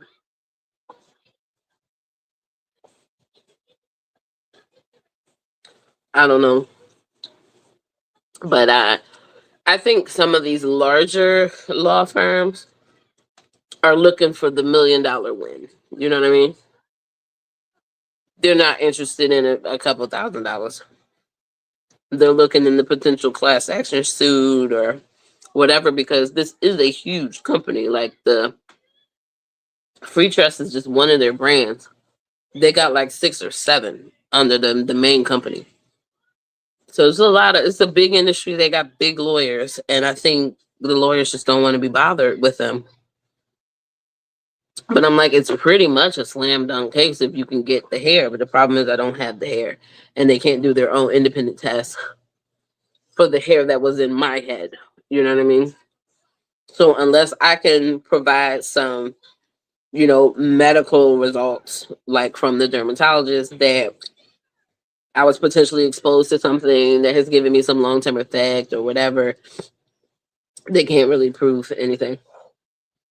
The laws are not really built for the innocent. It's built to protect the criminals in a lot of cases, especially like the business kind of stuff. So it's unfortunate. I'm getting full, y'all. I thought I was going to be able to eat this, but I guess not. We'll have something for tomorrow. Ooh, wait. It was good, though. I gotta wash my hands. All that Cajun on my fingers. But yeah. Whew, I think it was the biscuits that did me in. These are so good.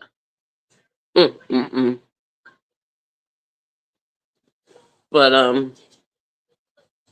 yeah, at this point, it's like I kind of just want to get it over with. You know what I mean? Oh, it just I don't want to keep dealing with it. Like it's just one more thing that's going on. I kind of want to get it done and over with. Get whatever I'm gonna get and go about my business. But I also don't want to like leave money on the table, if that makes sense. So, but it's like I got other fish to fry. This is kind of a distraction. So I kind of need it like gone. Or just dealt with, right? Like just get the monkey off my back. Pardon me. So yeah, still going. It's crazy though, because like I didn't expect it to go this far. So the lady in marketing brought it this far. I didn't expect to get any money. She started talking about damages and want me to put stuff together, and I was like, I don't know. I ain't come here for all of that.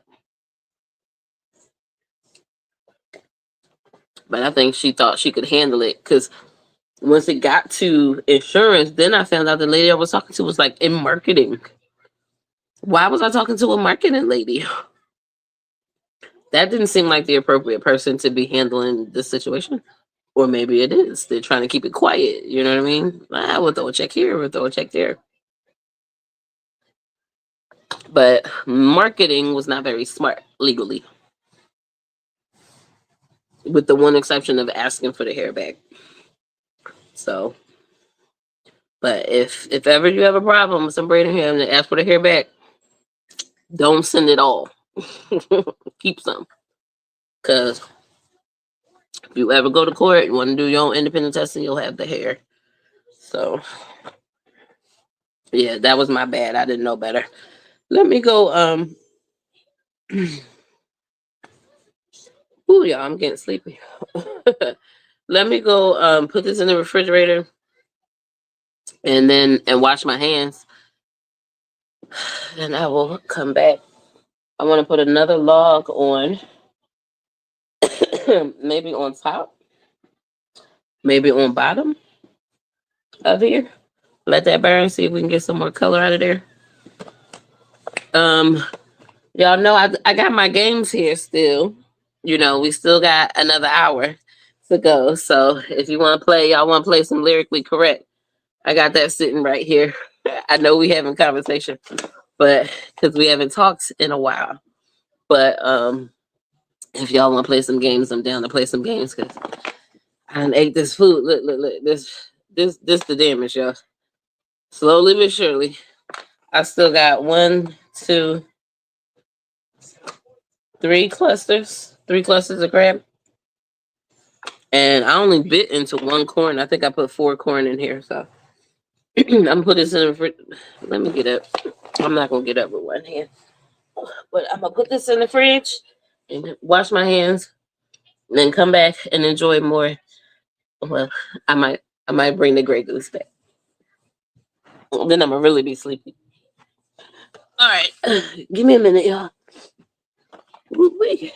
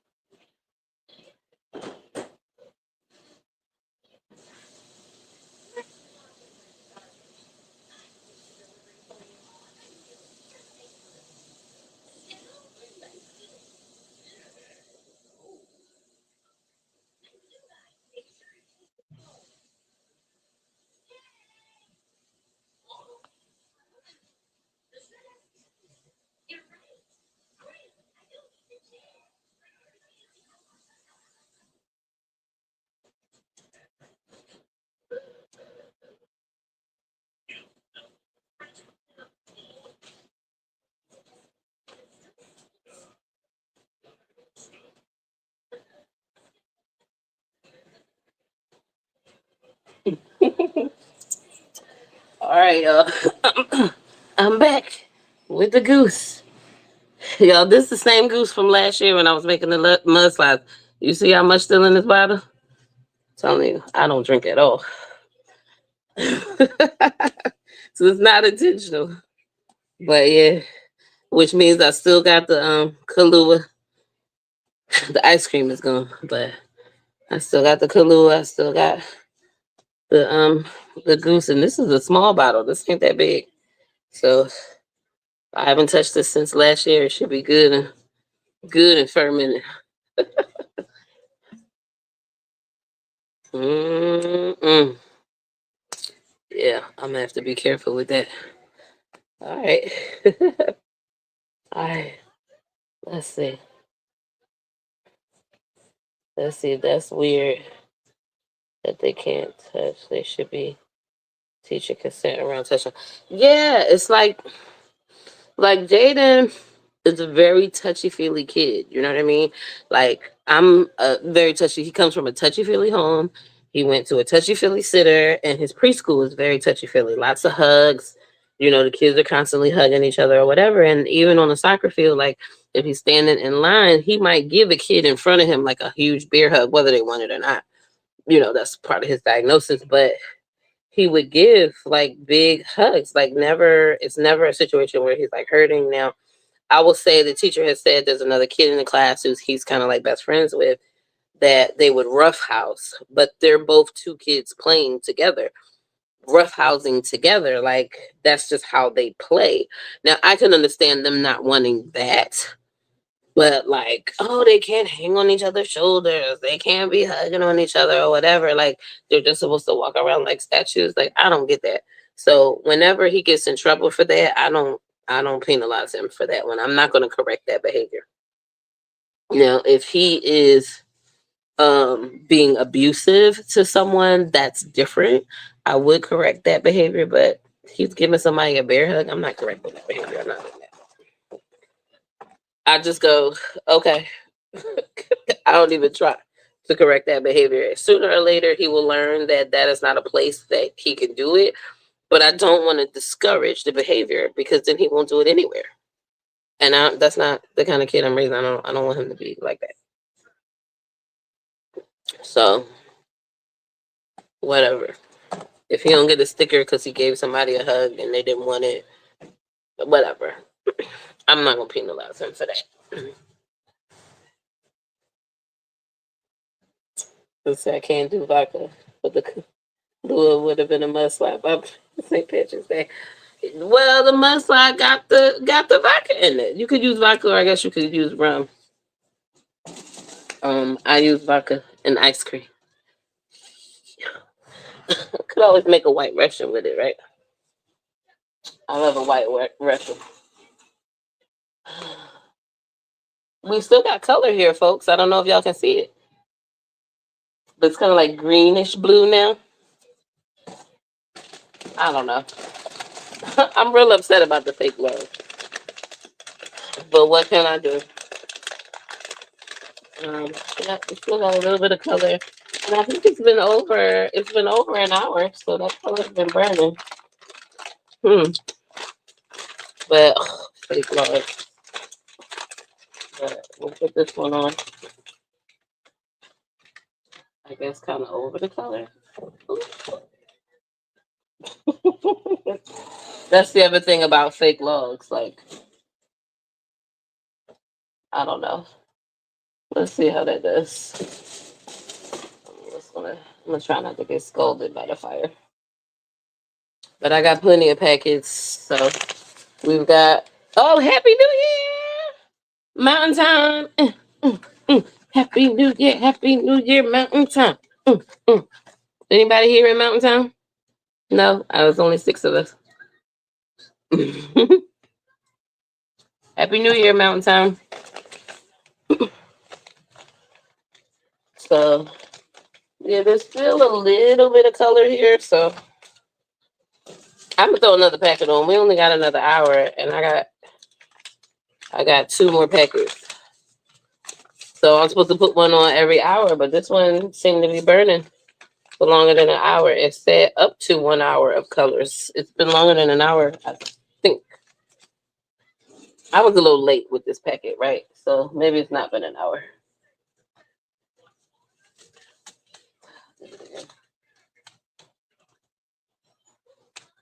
There we go. Let's see. Actually, I don't like the positioning of it. I'll turn that around.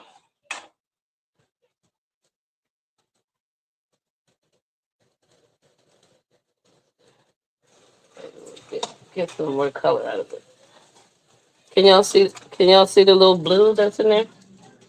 It's kind of in the back. It's not burning the new packet yet. That's still the old packet burning the like kind of blue greenish color. But they make it seem like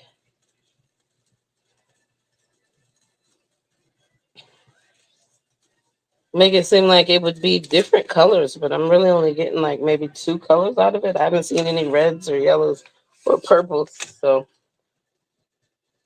I don't know. But it's cold here in Florida. I think the high today was like 60. The lows in the 30s. It was colder yesterday than it is today, so we've kind of got a little cold thing going on. So, but yeah, vodka's my thing, y'all. It actually looked better with a lower flame. I think we can see the colors more again. Well, this new log is kind of in front of the old log, so that's probably blocking some of the color for you. It's on an angle, so I can kind of see, but the new packet that I just put in there is not burning yet. So when that new packet burns, you're going to see the color from that. You can kind of see a little blue in the background. That's still the old packet.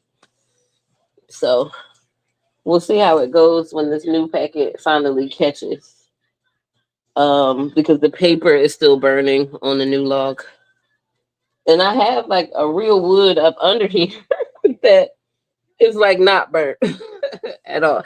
It's black, but it's not burning. So I don't know what to do. I guess I could have rearranged it, maybe put one of these logs up under it. But again, the paper is still burning, so the log is like kind of drying out now. I can kind of see the steam from it. So the log itself is going to catch in a couple minutes, and then the new packet is going to burn. You'll probably see more colors. So I'll stay out of the way so you can see, but you can kind of see like a little greenish behind it again, still the old packet. Looks like it's melted, but we're not really getting color from it yet. But it's about to start burning. So we'll get color from it soon. Yeah. See, This is what I don't like about these fake logs. You get the pieces that fall off it. I feel like the fake logs jump out more than real wood. I don't know. But I can turn this around a little bit so y'all can see. Now I'm out of frame. Uh, but yeah, I got more fire down here than anywhere else, and that's just a piece of the log that just fell off. Which is that's what I don't like about the fake wood. You don't get the crackle, although they do sell the like crackle sizzle stuff. I don't know. I don't know. All right, y'all. We got a little less than an hour. I didn't think I was gonna make it to 3, y'all. I thought I was gonna be coughing up a storm. All this talking kind of makes my cough worse. But I'm so glad to be here with y'all. Thank you to Arlette for texting me. I mean, I was already gonna do the live, but I was wondering if anybody was gonna look for me this year. Cause I haven't. I mean, I guess I was on a little earlier this year, but yeah, it's like when it starts, it's like really blue, and then there's like some green, and I see a little bit of yellow in there, but the fire's really coming up, so we're gonna get some color soon, I think. I feel like it probably would have did better if it was like down here at the bottom, right? Where it would have caught that flame. And then, but I feel like the bottom down there would burn out. So it's doing better kind of just on top. Yeah, this pack is not really like burning. Maybe because, I don't know. I'm focusing too much on it. So what else y'all got going on? What we trying to do in 2026? I done told y'all my dreams and aspirations and money making schemes. Maybe not all of them.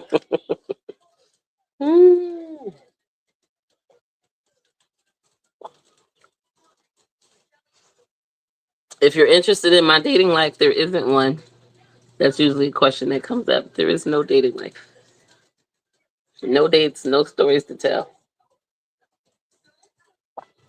No cute single dads on the soccer field.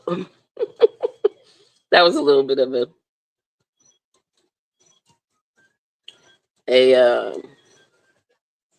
I don't know, maybe what's it like, not a dream, but like a delusion that I run into. It's like this nice single dad and we'd fall madly in love and blend our families and all that great stuff. That ain't happened. I don't see no single dads. See a lot of moms. Not so much dads. But at any rate, I feel like love will show up for me when I'm done having kids. I always felt that way. I don't know. I'm open though. I'm open. Let's see, chat. I haven't checked the community tab. I should have just texted. Yeah, I know. Like I had it in my mind. I'm like, it's tradition. I need to do it. And I had it in my mind that I would like start my cooking at a certain time and all of that, but I just really didn't follow through. Kind of on. I don't know if y'all can see some of the color at the bottom. Some of it fell, but I just didn't really follow through on like because somebody texted me or no, they called me and asked me if I was going to be live. To see like oh well I checked and I didn't see like a notification. I was like no, I haven't posted it yet. But I don't know, this being sick thing, and I don't know, I just had a hard time. I was up late last night, probably till like 4:30, so I was very slow getting out of the bed this morning, and I think that like kind of contributed. But yeah, see now I don't see any color, but it's because that part is not on fire yet. There's like a little bit of blue in the middle, but it's not on fire yet, so we'll have to wait. It's a little purple. we got an hour on that packet for it to burn. I need to be drinking like water. My lips are like so dry. I don't want to be up here with like ashy lips, looking like what's that character, that Dave Chappelle character, where he's got like white on his lips. I don't know his name. I said, do you have to get all those clearances again for TTC, cardio, PCP again? Probably. It's been. I got those. I did that egg retrieval in 2022. So I have to do everything. It's been over a year, so I would have to do everything again. Pardon me. That's fine because I'm not actually looking to do a transfer until like April. So I'm hoping I can lose a little bit more weight. I can get my pap smear and mammogram out of the way. I will probably have to do another saline sonogram. I will probably have to do another chest x-ray. Hopefully he doesn't ask me to get the clearances again because it took so long to get the clearances before. And to be quite honest, the endocrinologist clearance was pretty much like, oh, her A1C is under 7, so she's cleared. That's all he wanted. So that's all he's looking for. As long as my A1C is under 7, it shouldn't be an issue. And as far as the maternal fetal medicine, his clearance was like, she's got the same, what is it, like whatever the percentage of like danger, like it hasn't changed. It's the same. As long as everybody's okay with it, I'm okay with it. And so he didn't, even when I talked to him, he was like, I don't know why they want clearance from us. It's stupid. So the problem is that it just takes so long to get it. So I don't know. And that clearance came in like a year ago. Will he want another one? I don't know. Sometimes I think these doctors look for reasons to not do. So I think, I really did cut my foot. This was hurting earlier. I didn't see anything. Now there's something there. If they send me to do all the like MFM and endocrinologist clearances and all of that, they don't really want to do it. And to be quite honest, my embryos are in the freezer. They're in offsite storage, so I don't have to use them. I could go somewhere else, maybe somewhere local, more local. But I don't know. It's like an insurance thing, So it's so much drama.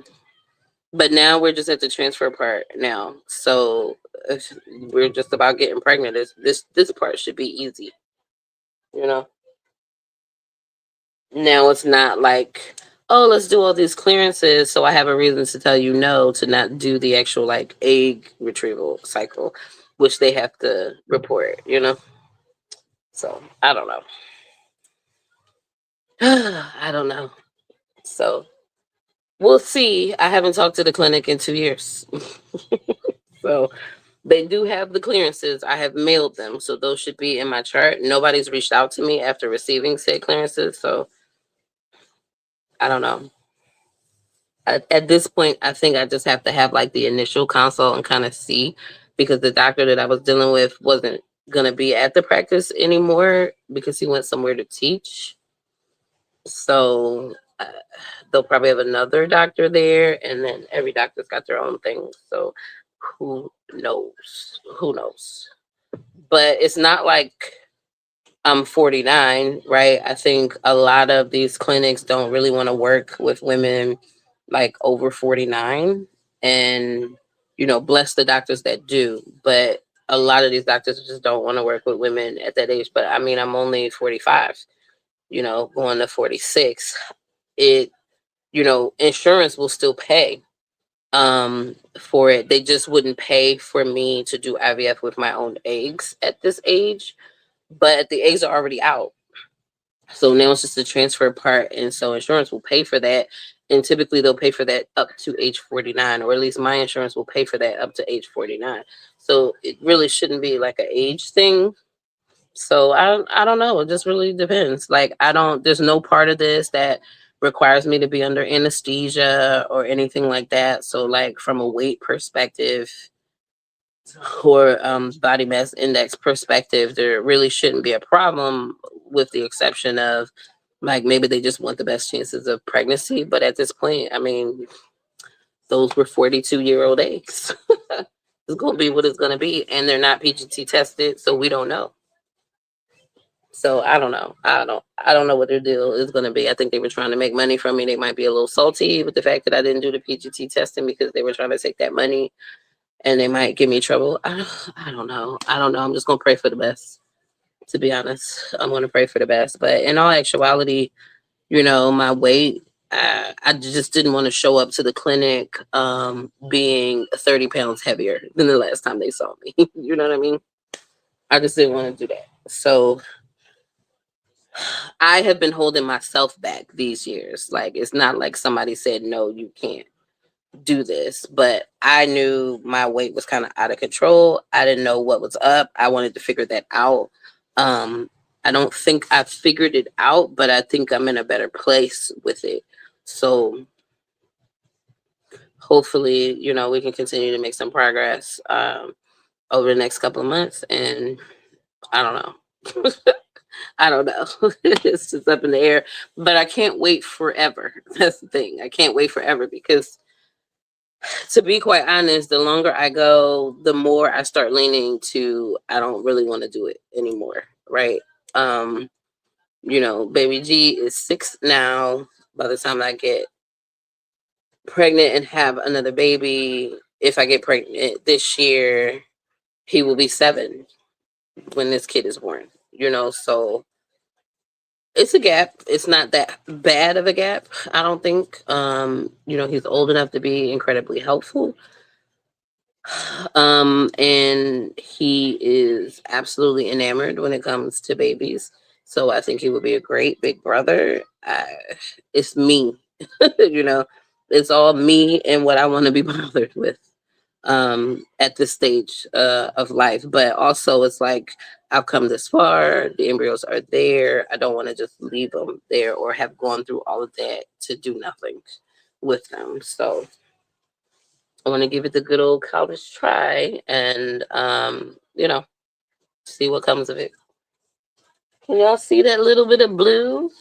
I mean, it's all burning, but there's like almost no color.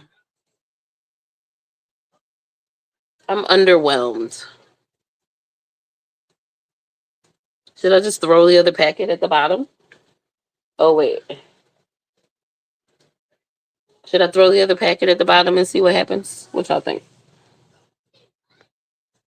Yeah, that was my next question. Do you ever cut off age-wise? Or just until your eggs are used? I don't know. It's like, I think Tanika one time asked me on a live, like, oh, would you just put it off for a couple years? And what I told her then, like, in a couple of years, I'm not going to want to have a baby. I just, it was never my intention to go into this and be Janet Jackson, right? Giving birth at 52. I wanted to have my 2 kids and be done before I was like 30. And then it turned to like 35. And then it was 37. And then 39. And then 40. And then it was like, can I just have my first kid before 40? Which I managed to accomplish, right? I gave birth to baby G at 39. So, it was just never my intention because I've always had in my mind, I want the kid to turn 18 and then I want my life back, right? And I wanted to be young enough to still young and able enough to still travel the world and do all the things. So I don't know. It's like now that I'm a mom, because I think my vision of being a mom was being there for my kids or whatever, but not necessarily being able to do some of the things that I was doing when I was single, which was doing a lot of international travel. But I mean, I don't know. We went to Paris a couple of years ago. We can still travel internationally. I think I was just thinking what that cost would be like. But in reality, baby G is that's my travel buddy. I didn't have really a travel buddy as a single person. I was traveling by myself. And now he's my travel buddy. So I don't have a problem going and traveling the world with him as a young kid. I'm restricted as to when I can go now that he's in school, but I think what I thought being a mom was going to be, as far as like restricting those kind of things, are not as restrictive anymore. So, do I really have this desire to kind of like, oh, let me get back to me, let me get back to traveling, let me get back to, this, that, and the other when you turn 18? Well, I don't have to wait until you turn 18. We can still like travel. Like, we went to Paris, we've been to Jamaica. Like, he's got his passport. We're gonna put them stamps on him. So look at all that fire and not much color. There's some blue in there. I don't even know if y'all can see it with all the fire. But it looks like that old wood log is on fire now, so maybe it will finally burn up. I'm getting a little sizzle from it. So I don't know. Do I have an age limit? Really, like right now, I keep saying when the embryos are done, I'm done. And that's for real. I'm not doing another egg retrieval. I'm not gonna go for donor eggs. I don't, the goal was to become a mom. Check, accomplished. Having the sibling was like icing on the cake. And if I can get it, great. If not, hopefully, there'll be some relationships to build with the donor siblings. As a matter of fact, somebody was asking in our Facebook group, how people felt about their kid, having an understanding that they have donor siblings, and whether those relationships could be established. And somehow I missed that whole conversation because I've just been not great with social media, because that conversation happened in like April. So I jumped in there and was like, yeah, I don't know how I missed this, but yeah, I've always been open, to that. And so hopefully, somebody there is, willing to get together and they can like build those bonds. So if I'm not able to give him a sibling, he can at least experience, a sibling in that manner. Um, or, I'll eventually find somebody and, there'll be some step siblings that he can bond with or whatever. So I don't know. Right now, it's whenever the embryos run out. But my urge to do it again, to be pregnant again, is dwindling with each year, considering where I am age wise. And now, if I didn't have any children, I think I would feel differently, right? So,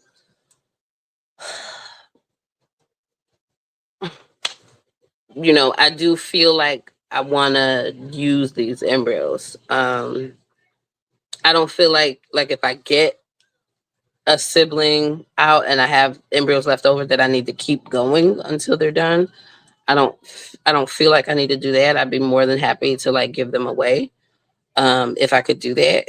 But to be honest, if I have a shot out of this, I probably got maybe one, two, like maybe one and a maybe, right? If at all, out of the five that I have. So, and that's just me being realistic about the statistics. So we'll see. We'll see. It's all in God's hands at this point. You know, let's see. I'm talking to a woman now. She's 43 and can't convince her for the love of her money. She told me to have them and she'll keep working. Well, she don't want to have kids at all. Is that what it is? I mean, some women just don't want kids. I don't know. To each their own. I didn't always want kids. Ashley Larry. Oh, Ashley Larry is the character. Yes. I don't want to be on here looking like Ashley Larry. And my purse is like across the room with my chapstick in it. The lemonade's not helping. I'm very disappointed in the colors. I'm gonna throw this last packet on y'all. We only got a half hour. I bought the colors for y'all so we can have some fun with this fake wood, but it's not cooperating. But now that it's all down like this, I think I'm okay with it like hitting the ground. There's like a little bit of blue there. Oh man, I threw it in the back. Jesus. Ah, the fire's too hot. Ah, get back.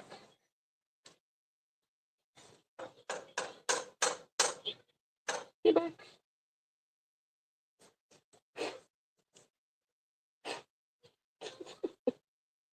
Too much carpet over here. Ah, ah, ah, ah. Flame's hot. Okay. All right, y'all. I'm not scared of my fireplace. I just don't want to get burnt. So safety first, always. I'm gonna put that down, make sure that don't have no fire on it. See, that's the other thing. This fake wood sticks to the little poker, and then the poker be on fire. That doesn't happen with the real wood. All right, let's see. People can't convince me kids ruin your travel plans. I was 3 years old with a passport. I'll drag them along like carry-ons. I know that's right. I know that's right. My daughter has met a few of her donor siblings. We have a great relationship with 2 of the families. So blessed to have them. Yeah, see, that would be great. And because we got a half hour left, I'm gonna put vodka in this one. Should I have some ice? Not too much, just a little. That's probably a lot. But yeah, so I mean, that's kind of what I pray for. Like if I'm not successful at, providing a sibling for him, that he will be blessed to have a great like donor sibling relationship. There is one of the moms who was like kind of adamant. She kind of fell off a little bit, but like some of baby G's early birthday, like Zoom birthdays, they did take part in. And her son is like the oldest of the Diblings, and he is very well aware that he has brothers and sisters out there, even though he's the only child to her. So I'm gonna try to reel her back in and see. Oh yeah. Cheers to the bartender. That was a heavy pour. But my lemonade's not cold anymore, so it doesn't have the same effect. She doesn't want to carry. Okay. Not particularly domestic in general. Okay. Yeah, I got a friend. She wasn't interested in being pregnant. She is a single mom by choice, but she went the adoption route. She wanted to be a mom. She wasn't interested in carrying. So she's pardon me, a cardiologist. And she has a lot of help from her parents and stuff. So but she's a great mom. She didn't want to carry. She's a great mom. That's what I'm saying. There's so many different paths, so many different ways to become a mom that I threw that in the packet. I'm not getting color from that either. Well, I'm getting it, but it's like in the back. I see a little orange or whatever. I'll poke it a little bit more. But yeah, I mean, does she want to be a mom? I know she's not domestic, but she doesn't want to carry, but does she want to be a mom? Because I think that's 2 different questions, right? Do I want to be a mom? Do I want to carry? Right? Some people want to be a mom, but they're not interested in carrying. Like I didn't always want to be a mom, but I was interested in pregnancy and how that felt and what that experience was like. And I had somebody suggest, "Oh, maybe you should be a surrogate." But then I was like, "Yeah, but if I go through all of that, I kind of want something I can keep." I didn't think surrogacy was like right for me to like be pregnant and then pass the baby along. I don't know. Bless the people who can do it. I don't know that I could. Not trying to be selfish or anything, but just I don't know. The brain is like funny. Sometimes we're just like interested in certain things, but then not interested in the messier things. Cause like being like maybe she's like scared to be pregnant. I know like when I was pregnant, I had a lot of like OG moms coming up to me telling me how much they hated pregnancy. I'm like 8, 9 months pregnant. And they're like, "Oh, I hated pregnancy." And I was just like, "Oh, well, it's been a dream for me."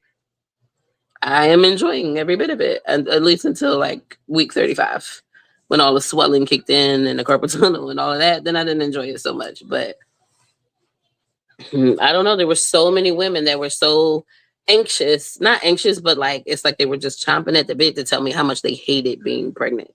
So maybe she's just heard all these stories and stuff and doesn't want that. Or like some women are like afraid of delivery, like maybe not pregnancy, but delivery, and that it's messy or whatever. So I don't know.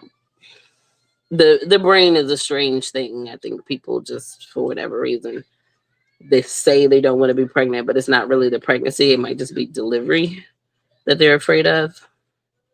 I don't know. The vodka's hitting in. I've only taken 2 sips. That was a heavy pour. And I'm tired. But we're going to power through this last half hour. Right? Right. We got 7 of us here. We're going to power through. Absolutely. I knew I wasn't going to have any more, which is why I reached out for her. Okay. Yeah. So whew, man, it's tough. That log burned out quick, didn't it? So much for the hour I was supposed to have with that, huh? And I ain't really getting my color. Well, I still see some colors in there. I'm getting something. I'm so disappointed. I paid $5 for this thing. For best, oh, look. For best results, 1 to 2 unopened packets on an established fire. It specifically it says wood fire. So maybe because this is not real wood, it didn't like do what it was supposed to do. I don't know. We'll try it again next year. Hopefully I'll have some wood. Or maybe a different brand that will do what it said it was going to do. I will say that first packet did some things. It just was like very subtle. So I don't know. 29 minutes left. Let's go. Let's go. Gotta love Busta Rhymes. All right, this is the liquor. This is what makes me chatty. I'm not drinking wine. Wine makes me relaxed. So that means I'm going to be doing a whole lot more talking. My lemonade is so good. I didn't use any Old Bay. See, unopened. I mean, cocktail sauce. I use plenty of Old Bay. Yeah. Ugh, I'm disappointed. I am glad that real piece of wood is burning now. Hey. Okay. The real wood is showing a lot more color. Or maybe just that pack is starting to burn now and it's coming from up under it. That might be the case. But I feel like it's doing something different on the real wood than it was doing on the fake wood. But I'm seeing a lot more color like around the wood. I don't know. I'm trying to be hopeful for it. Trying to be hopeful. Hey, TK Singleton. Did you just jump in here? Happy New Year.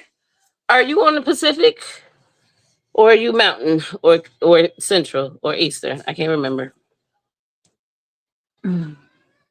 Baby G is asleep. He's left the TV on. His cartoons. I don't have anything to count down for me. We just been in here chatting. We didn't have so much to talk about. We haven't even played any games. Do you guys have any like specific questions for me? All I can see is regular flames. What happened to the greens and blues? Yeah, it's back there. It's just very subtle because now it's like up under the wood. I think I would have to poke at it for you to see it more. And I think you're right. When the flames are kind of less fiery, you can see the color better. But I don't know. I'm underwhelmed. By, I'm going to move this back. Maybe we can get some more color. Because that packet, I think, fell back here. And so this wood has a lot of like color on it. Let me see what I can do. Can I turn it? I don't want to. No. It's just a roaring fire. I think the packet is like right here. And now that the packet is burned, like all the dust is like back here. Ugh. See, this poker keeps catching fire, and I don't want to bring the fire out. So, I don't know. Back here. So, I don't know. So much flame. There's some color in there. It's just really subtle. Sorry. NYC. Well, Happy New Year, CK Singleton. We've been on here for about 2 hours and 50 minutes. But it's never too late to say Happy New Year. Welcome to 2026. I love New Year's, fresh starts, all that great stuff. So I love it. How's the fam? Which fam? This fam? The TTC fam? Or like my actual like blood fam? That's a loaded question. I'm only just now getting to the alcohol. So I'm feeling good. I don't know. Can you see the blues now in the fire? It's very subtle. It's more in the middle. But I think with the regular flames in front of it, it's kind of making it not so visible. But there's some very, very good blues and like aquamarines happening back there. Now you just can't really see it. I guess it's more of an in-person kind of thing. No, I'm with the fam. That's why I'm late. Oh, you with the fam. Well, that's good. My little cousin called me today, said she moved to Deltona, which is about 40 minutes away from here. So that's nice. She moved from there from North Carolina. So that was nice to hear today. And I got a little bit of family.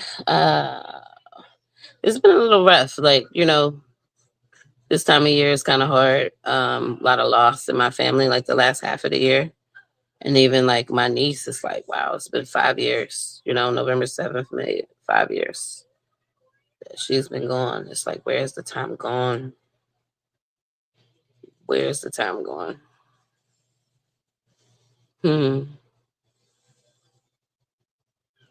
She's been gone 5 years. My sister's been gone.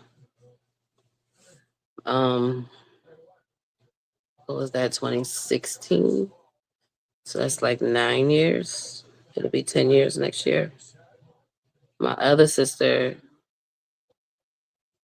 she's been gone since 2010. So it's been 15 years for her. And her daughters are growing up beautifully. So, yeah, it's a lot, man.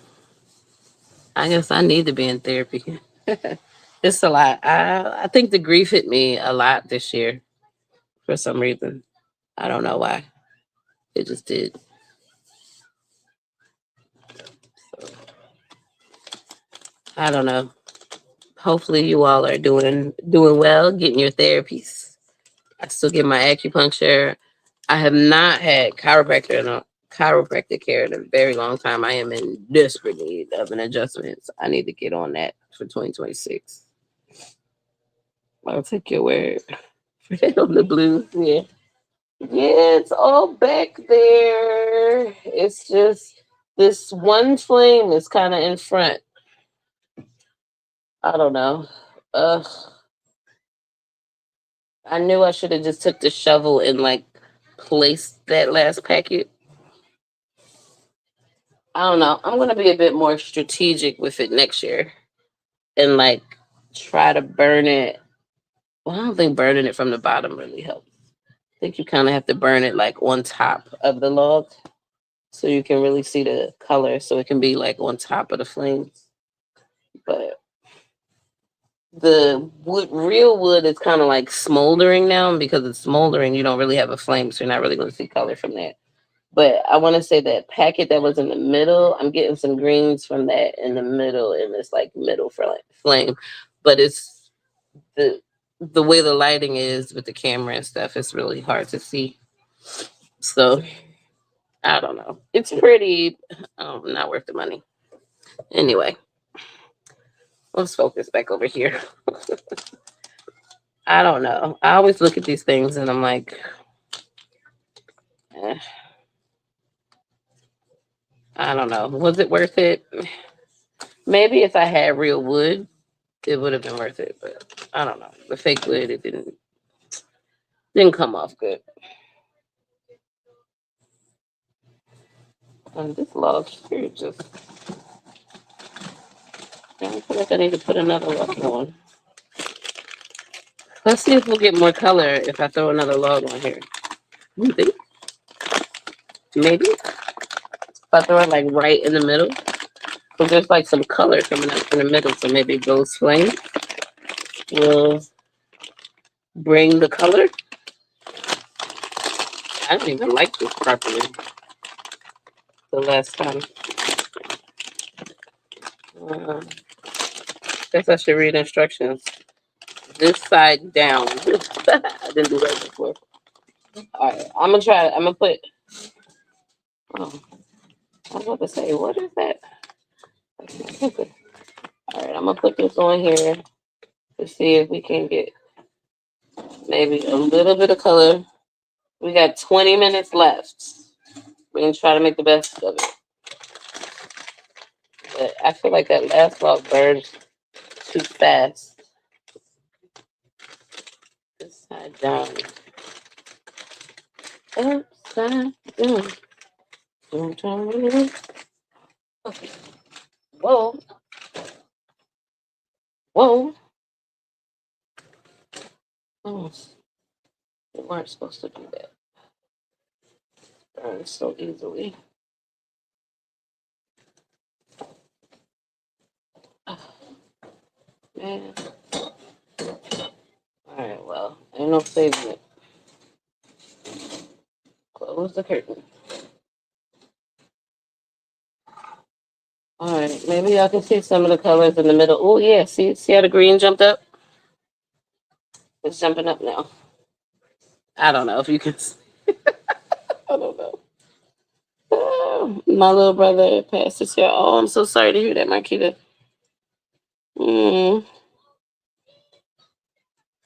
Yeah, I was telling my therapist, I remember the death dates better than I remember their birthdays, which is crazy because my cat that I picked out at 14, he passed away on July 30th. My grand aunt passed away on July 31st. My sister, we were told that she had been murdered, domestic violence, on September 18th. My niece passed away on November 7th. My father passed away on November 26th. It was the early morning right after Thanksgiving. My sister passed away on December 4th, and my maternal grandmother passed away on December 20th. So a lot of loss in a very short amount of time. I mean, a lot of different years. I would say 2010 was probably, that was the year I lost my cat, my grand aunt, my sister, and my grandmother. My dad passed away in 2004. My the first sister in 2010, the second sister in 2016, and my niece in 2020. So yeah, it's a lot. It's a lot. So it's just a rough time of year, and I was telling my therapist that I find that I keep myself very busy this time of year so that I don't have time to kind of sit in the quiet of the grief, because it doesn't matter how long they've been going, you still grieve, you know? So it's kind of like, well, have you been all right? This is a hard time. It's like, I've been busy. The best I can say is I've been busy. That's my coping mechanism, whether for the good or the bad of it. That's my coping mechanism. It works. That's how I keep moving. Um, but I don't like to sit in the quiet of grief. You know, I just don't like it. So, um, I want to say my first experience with that would probably be my paternal grandmother who passed away when I was like 6. I don't remember when. I could probably go into my ancestry and figure out exactly when. But as far as when in the year, I know it was in 86 because I remember being at the funeral and I remember being at the burial site. And I remember visiting her when she was alive. So, even though she passed away when I was only 6 years old, I remember a lot. Like I remember my first day of kindergarten. It's weird. Weird how the mind works. Well, so much for the colors. I'm not getting, well, there's some smoldering colors with that last packet in the back, but no more colors in the middle. What a waste. It's like $5, $6. Anyway, yeah, loss is hard. Check on your people. Even the ones you think you don't need to check on, those are the ones you need to check on. You know, check on your people, and you just never know. You know, you never know what they're going through. What, you know, regardless of how long ago the person passed away. Grief has no expiration, and depending on how you manage your grief, you know, it can take you a while, a long while, to reach that sort of manageable, livable space with grief. Because the only way to get there is to go through it, and some of us don't want to go through it, so we prolong the inevitable. I've done the same this year. Last year, I fell into deep depression during the holiday season. This time, my daughter and I have been traveling. We went to the Polar Express with one of her daughter's siblings. Oh, where's that? Um, saw Mariah Carey in concert, and I did the adult Disney trip. Oh, cool. Very cool. Yeah. Staying busy makes it easy to get through the time, but as the young Van Zandt would say, you still got to do the work, right? It's just going to be sitting there waiting for you the next year. So I don't know. I try to make my peace with it, but this is so much loss. It's so much loss. Um, it's hard, and it's like you try to. I got a string of lights that's over here. It looks like some of the lights are out. It's weird. Um, it's hard because you, when there's so much loss, like you try to focus on like the good memories. Or like sometimes I'm like going through old voice messages and I find like old messages like that my niece sent me, and like hearing her voice again, or that my sister sent me, hearing her voice again. It's like you're happy but then sad at the same time. It's like they're just such weird feelings. And if you don't like crying, like I don't like crying, it's tough. It's tough. But I mean, you know, you just try to, you know, because the messages are not like sad messages. You know, it's like my sister singing happy birthday to me, or my niece excited about something and just being like her regular self, but just all over my voicemail. Um, or like I was going through like old pictures in my phone, and I was looking at videos from like when I bought my car. I've had my car for 5 years now, right? And there's a video that I took, and I don't like, me and my niece were talking in the car, and I don't think I realized that I was still recording. And she was like, "This is really nice, Auntie." And then, like, we had a lot of strife. She's a Gemini. I'm an Aries. We just don't live well together, right? But, she was just like, "This is really nice." She's like, "Are you excited? You don't seem excited." And I was just telling her, I was like, "It doesn't feel like mine yet." So that's why I like almost can't get excited too much yet.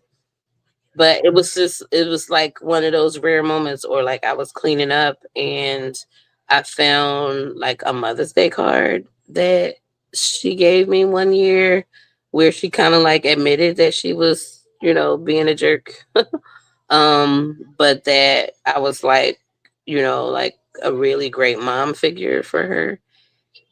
And so that was like really touching because, as much strife as she and I had, with her being her Gemini self and me being my Aries self, there were like these moments, that we had as auntie and niece. She's my first niece. I was 7 when she was born. So, and I spent a lot of time babysitting her when I was younger. So we were around each other a lot. And then there were like these gaps of years where she like didn't live in the state because her mom moved to Kentucky or whatever the case may be. But, we kind of grew up together. But in her later life, I was like this mom figure because her mom wasn't around, and then for her youngest daughter, kind of being like that for her as well. And so, you know, there were like these moments where, she would be internally grateful for what I was trying to do for her, even though a lot of times it didn't feel like she was very grateful. So I am grateful for like those little things that kind of seem to pop up. And then, like sometimes when I'm having a hard time, like a ladybug would pop up. And so that was like her nickname. So every time I see a ladybug, I think like that's her, you know? So like stuff like that. So, we can find the good, not necessarily the good and like what happened to them, but just those good memories, and just try to like hang on to that and find the smile, and it within the tears, you know what I mean?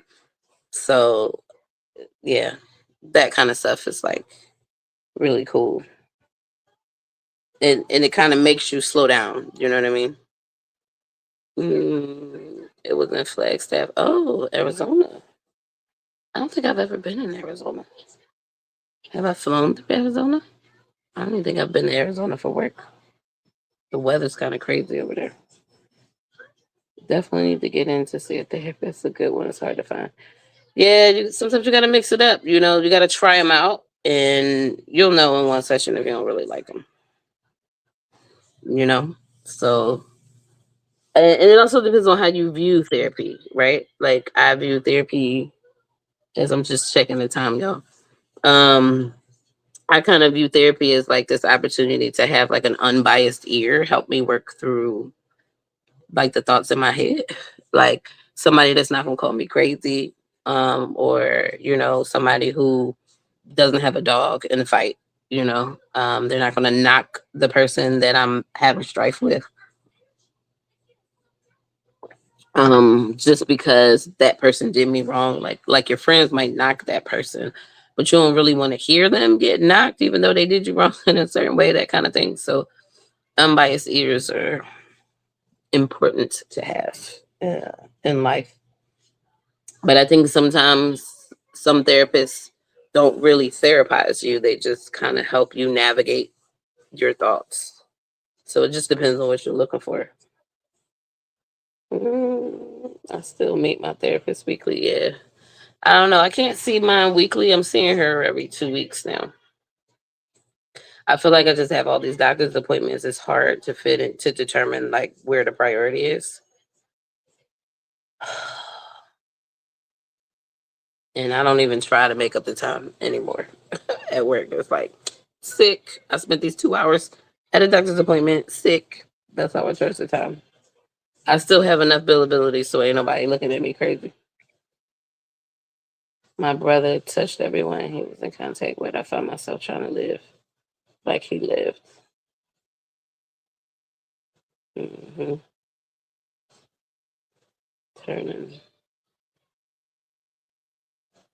let me see, turning 40 this year, and losing him was hard, but I find myself pulling his positivity into my daily life. Yeah. Take their best parts. That's how they continue to live through our memories and how we take them forward. You know what I mean? So, yeah. It I think sometimes it's like this selfish part of grief where it's like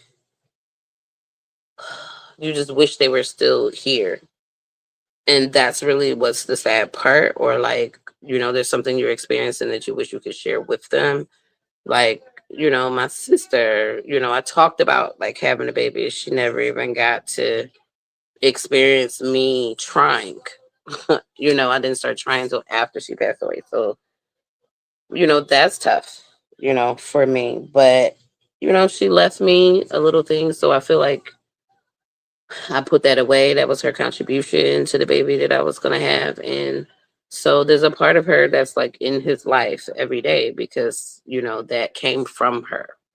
I was able to purchase that because of her. So it was like she purchased it for him. So that's how I'm like framing it. I think we just have to like reframe these things. So grief and loss, unforgiving, yes. Even the anticipation of loss can send you into a tailspin. Yeah, yeah. I don't know. What do you do with the anticipation? Like, I think I'm a preparer. So it's like I feel like okay, if the reality is it could go this way or this way, I have to make my peace with the worst case scenario. That's the only way I can function is to make my peace with the worst case scenario, but hope for the best case scenario. You know what I mean? So I don't know. It's hard. 3 minutes. 3 minutes time check, y'all. 3 minutes. Oh, I love an on time symbol. Yes, with the ladybugs. And also apparently cardinals. Cardinals. I see cardinals all the time. They're like all over here in Florida. But apparently when you see a cardinal, that is supposed to be someone in the spirit visiting. And I don't know, for me it's a little weird because the cardinals are like kind of almost always around, but like sometimes I don't notice them. So I feel like in certain periods or like when I'm feeling like particularly stressed, I might look out the window and there's like a cardinal just sitting there. And it's like, okay, so and sometimes it's like a reminder. I don't know, it just depends on how much you believe. Like your faith or whatever. But I think sometimes symbolism can be grand. Maybe it's not, maybe for some people it is that actual person in spirit that's coming to visit as the bird. Or for some people it could be just taking the time again, maybe a reminder, right? Not necessarily like their spirit coming to visit, but like a reminder that oh, like this person used to or would have said or whatever the case may be at this particular moment. And sometimes we just need that. Pardon me. So I don't know. All right, y'all, we got less than 2 minutes. And I don't want to end on a somber note because I'm drinking vodka, mostly lemonade now because I added lemonade, but I'm drinking vodka. So I don't want to be somber because the West Coast is going into 2026. And so, cheers. And this is really for everybody. Cheers to um, financial freedom, to good health, wealth, and babies. I don't have a countdown. I'm just going to say Happy New Year, Pacific time. My clock isn't exactly at 3 yet, but I'm saying Happy New Year because I don't think it's right on the second. But Happy New Year. Happy New Year, Shar. Lady Leo, if you're still in here, Happy New Year. Oh my God, my brother comes to my sister as a cardinal. Yep, she's in Florida. Yeah. So it just depends. However you want to take that representation. It doesn't have to be like super spiritual or religious, you know. So excited for all that 2026 has in store. Absolutely. We did it, y'all. We did it. Ooh, it's 3 a.m. I didn't think I was gonna make it, but I did. We did. We did. It's 10 of us on here right now. So happy 2026. This is where I tap out. It's been a long night. We have been live for 3 hours, 14 minutes, and 53 seconds and counting.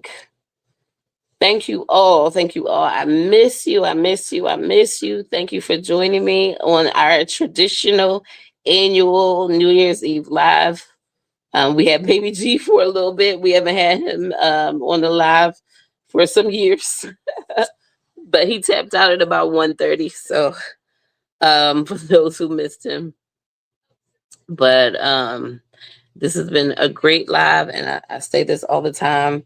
I cannot do these lives without you ladies hanging out with me all this time. We've had some great conversations, and we didn't even get to play a game, but you know, we got to catch up, and that's what's important. We got to catch up. I love y'all. I miss y'all. Sticky baby, that's to all those TTC, included me in 2026.